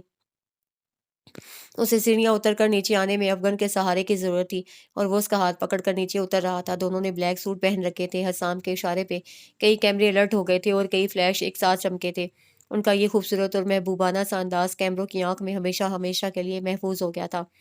کیمروں کے فلیش کے دوران ہی عالیہ پیرزادہ نے بھی یکدم گردن موڑ کے سیڑھیوں کی سمت دیکھا تھا اور افغان افروز کے ہمراہ سیڑھیاں اترتی لڑکی کو دیکھتی رہ گئی تھی۔ ان دونوں کی جوڑی بلا کی خوبصورت لگ رہی تھی۔ وہ جو کوئی بھی تھی، افغان افروز کے ساتھ خوب جچ رہی تھی۔ بہت سے لوگوں نے بے ساختہ سراہا تھا انہیں۔ ارے عالیہ، افغان افروز کی وائف کو دیکھا تم نے؟ یار کتنی چارمنگ ہے وہ، دونوں کی جوڑی کمال کی ہے یار۔ عالیہ کے ساتھ کھڑی شہرینہ نے برملا تعریف کی تھی اور ایک پل کے لیے تو عالیہ کے دل میں بھی حسد کی لہر دوڑ گئی تھی۔ مجھ سے زیادہ خوبصورت ہے کیا؟ عالیہ نے اترا کے کہا۔ تم سے زیادہ خوبصورت ہے یا نہیں، لیکن اس وقت محفل کی جان لگ رہی ہے۔ دیکھو، کئی لوگوں کی نظریں اسی پہ ٹکی ہوئی ہیں۔ شہرینہ نے کوئی بھی لگی لپسٹک رکھے بغیر مائدہ کو سراہا تھا۔ اس نے شادی کب کی؟ عالیہ کہے بغیر نہیں رہ سکی تھی اور پاس سے گزرتے حسام نے اس کی بات سن لی تھی، اسی لیے ٹھہر گیا تھا۔ ارے مسز پیرزادہ، آپ کو افغان کی شادی کا نہیں پتا؟ اس کی شادی کو تو 3 ماہ ہونے کو آئے ہیں اور اب تو وہ پاپا بننے والا ہے۔ بہت لکی ثابت ہوئی ہیں مائدہ بھابھی، افغان کی زندگی میں خوشیاں لے کر آئی ہیں، بہت خوش ہیں دونوں۔ حسام نے لگے ہاتھوں سب کچھ بتا دیا تاکہ اسے جلا سکے کہ اس کے بغیر بھی افغان افروز خوشباش زندگی گزار رہا ہے۔ کل تو مسٹر افغان کی کوئی خوشی نظر نہیں آ رہی تھی، عالیہ نے تیکھے انداز سے کہا۔ اب آپ بالکل ٹھیک کہہ رہی ہیں۔ دراصل کل مائدہ بھابھی کی طبیعت ٹھیک نہیں تھی، اس لیے وہ پریشان تھا اور اسی لیے جلدی چلا گیا تھا۔ وہ بھی اسی وجہ سے کل شادی کے فنکشن میں نہیں آ سکی تھی۔ حسام اطمینان اور سکون سے جھوٹ پہ جھوٹ بولے جا رہا تھا۔ اوہ، تو یہ بات تھی، عالیہ نے ہونٹ سکوڑتے ہوئے کہا۔ تو آپ کیا سمجھی تھی؟ حسام اسے زج کر رہا تھا، اس کا دل چاہ رہا تھا عالیہ کو اٹھا کر کہیں جنگل میں پھینک آئے۔ اس نے اس کے دوست کی زندگی برباد کر کے رکھ دی تھی۔ کچھ نہیں، اسے نخوت سے سر جھٹک دیا۔ Okay excuse me. حسام وہاں سے ہٹ گیا تھا اور پھر اسے اپنی اور عالیہ کی باتوں کی ریکارڈنگ جو اسے اپنے موبائل فون سے کی تھی وہ جا کر افغان افروز کو سنا دی۔ افغان کے دل کو نہ جانے کیوں سکون پہنچا تھا اور چہرے پہ خوشی کا احساس بکھر گیا تھا۔ عالیہ کو اس کی بیوی سے حسد محسوس ہوا تھا اور یہی تو وہ کرنا چاہتا تھا۔ اب بولو۔ حسام اسے فتح مندی سے دیکھ رہا تھا۔ گریٹ یار، تم بہت چالاک اور سمجھدار ہو، افغان نے اسے دھمکی دی۔ اسی لیے تو تمہیں مشورہ دے رہا ہوں کہ مائدہ بھابھی کے ساتھ رہو، ان کا خیال رکھو، اسی میں تمہاری عزت اور بھلائی ہے۔ حسام اسے مشورے دے کر خود اسٹیج کی سمت آ گیا جہاں اس کی اپنی دلہن براجمان تھی۔ ہائے!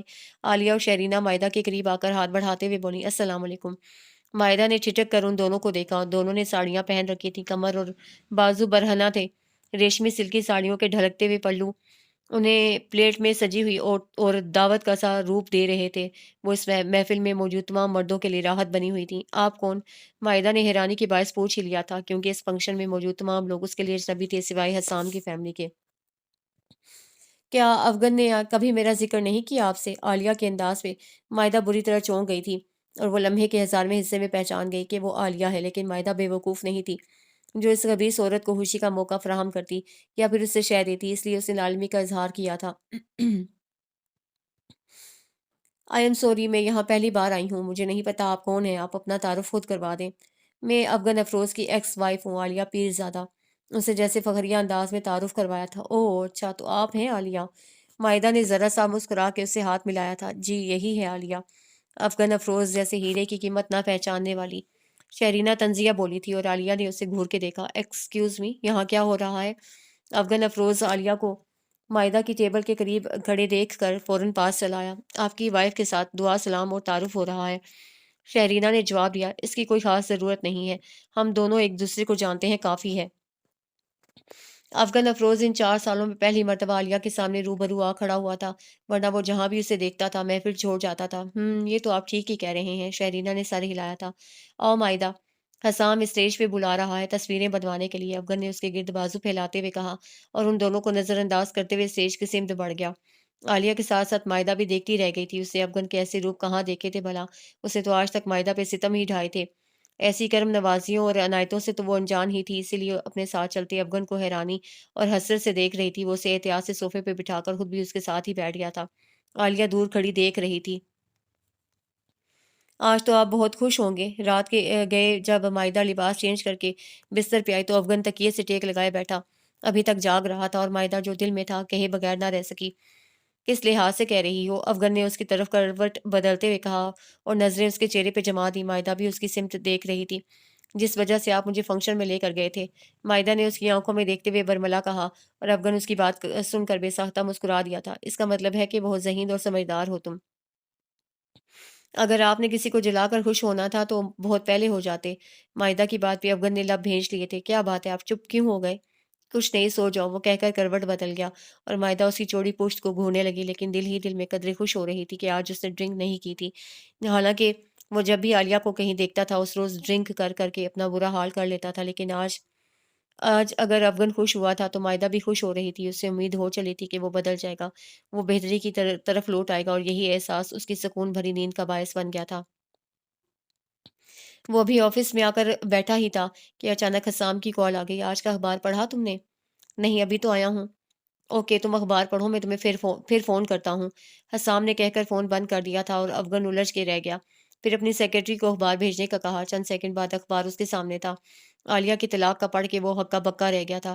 جمال پیرزادہ نے اسے طلاق دے دی تھی، کیونکہ جمال پیرزادہ کے دل پر کوئی اور لڑکی چڑھ گئی تھی۔ عالیہ نے احتجاج کیا اور جمال پیرزادہ نے اسے طلاق دے کر فارغ کر دیا۔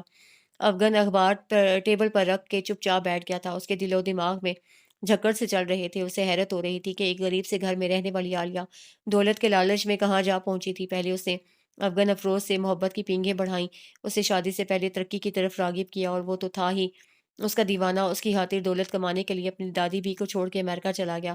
واپس آیا تو کافی حد تک کامیاب ہو چکا تھا، اور عالیہ سے شادی کرنے کے بعد تو وہ جیسے خود کو دنیا کا خوش قسمت ترین انسان سمجھنے لگا تھا، لیکن پھر عالیہ کو اس سے بھی زیادہ کامیاب آدمی مل گیا تھا۔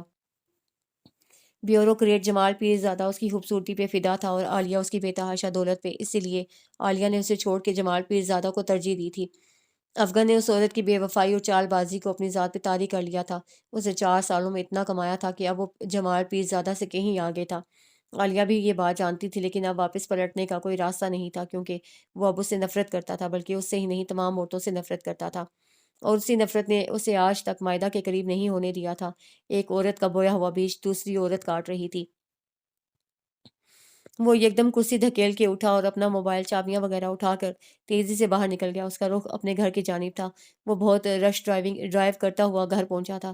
دادی بی کی طبیعت ٹھیک نہیں تھی۔ مائدہ انہیں ناشتہ کروا کے کچھ دیر سونے کا کہہ کے خود ایشا کے ساتھ مل کر صفائی کرنے لگی تھی۔ حالانکہ ایسے کام کرتے ہوئے اسے کافی چکر اور ربکائیاں آتی تھیں، لیکن پھر بھی وہ کام میں لگی رہتی اس وقت بھی اسے بہت زور کی آئی تھی اور وہ اپنے بیڈ روم کی طرف بھاگی تھی۔ عیشا اسے دیکھ کر مسکرا دی۔ اسے بھی پتا تھا کہ گھر میں ایک رونق آنے والی ہے۔ دادی بھی کے ساتھ ساتھ عیشا بھی بہت خوش تھی، لیکن وہ خوش نہیں تھا جس کی وجہ سے یہ رونق آ رہی تھی۔ مائدہ کہاں ہے؟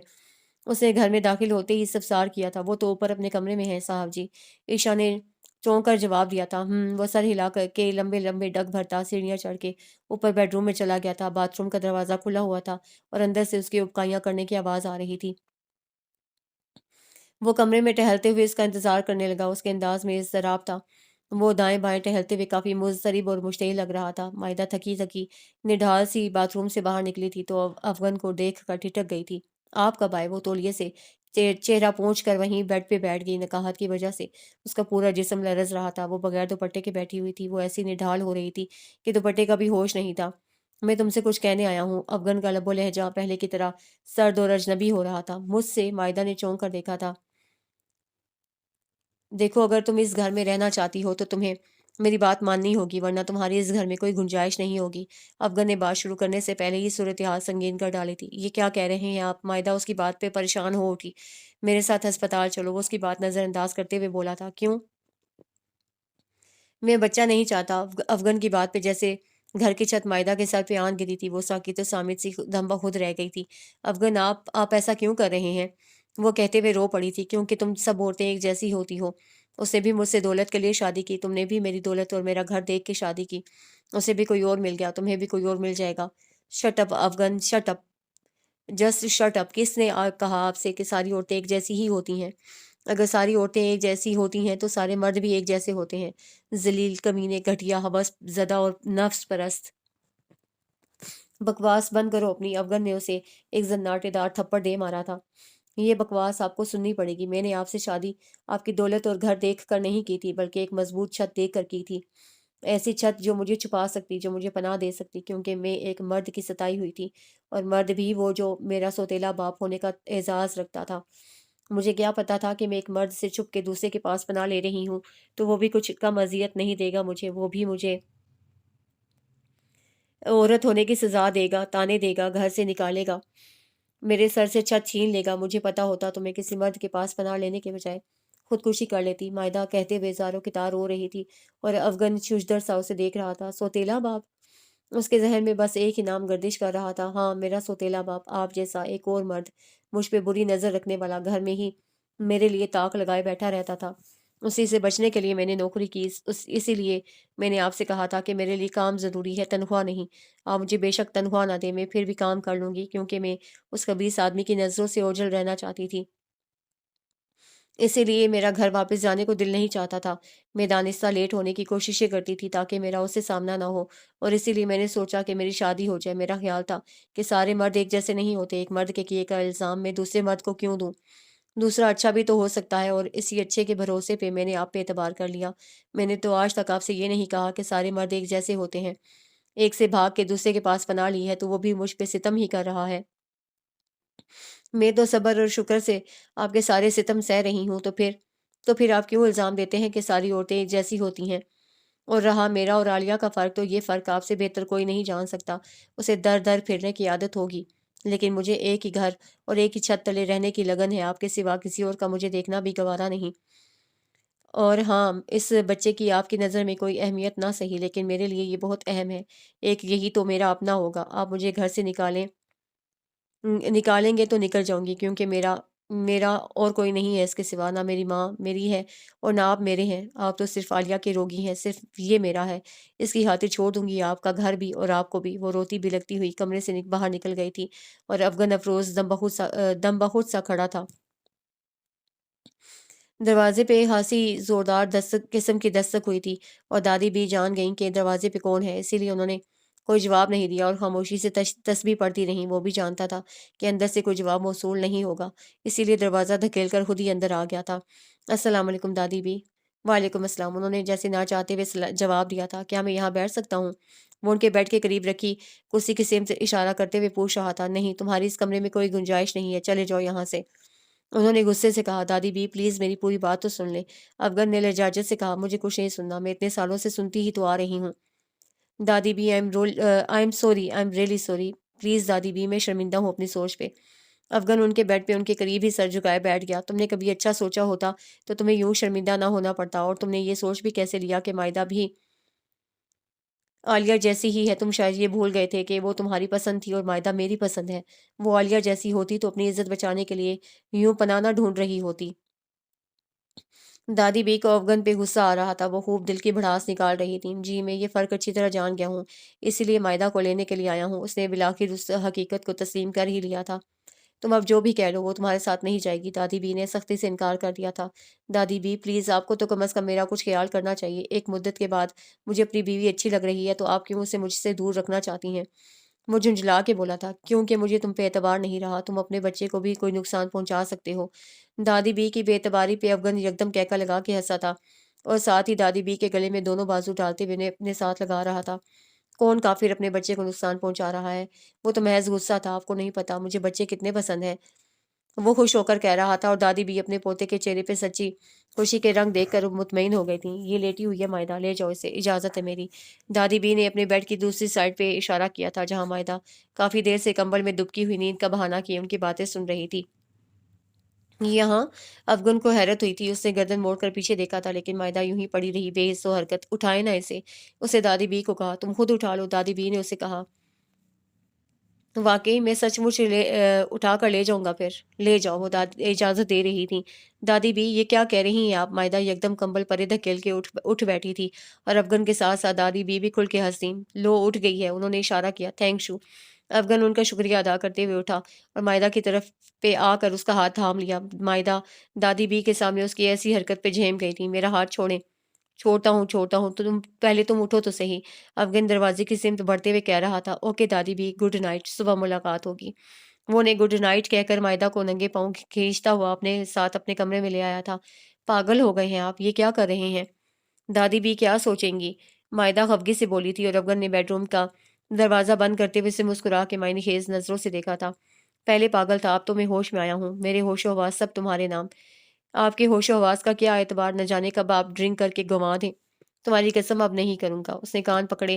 افغان کے جواب پہ مائدہ کا دل یکدم پرسکون ہو گیا تھا۔ اور ہاں، تمہارے لیے ایک خوشخبری ہے، آج کے اخبار میں صرف عالیہ کی طلاق کا ہی نہیں بلکہ کچھ اور بھی لکھا ہوا تھا۔ کیا لکھا ہوا تھا؟ مائدہ جلدی سے بولی۔ شیخ زمان کو جیل ہو گئی ہے، اس نے اطمینان سے بتایا۔ شیخ زمان کو جیل؟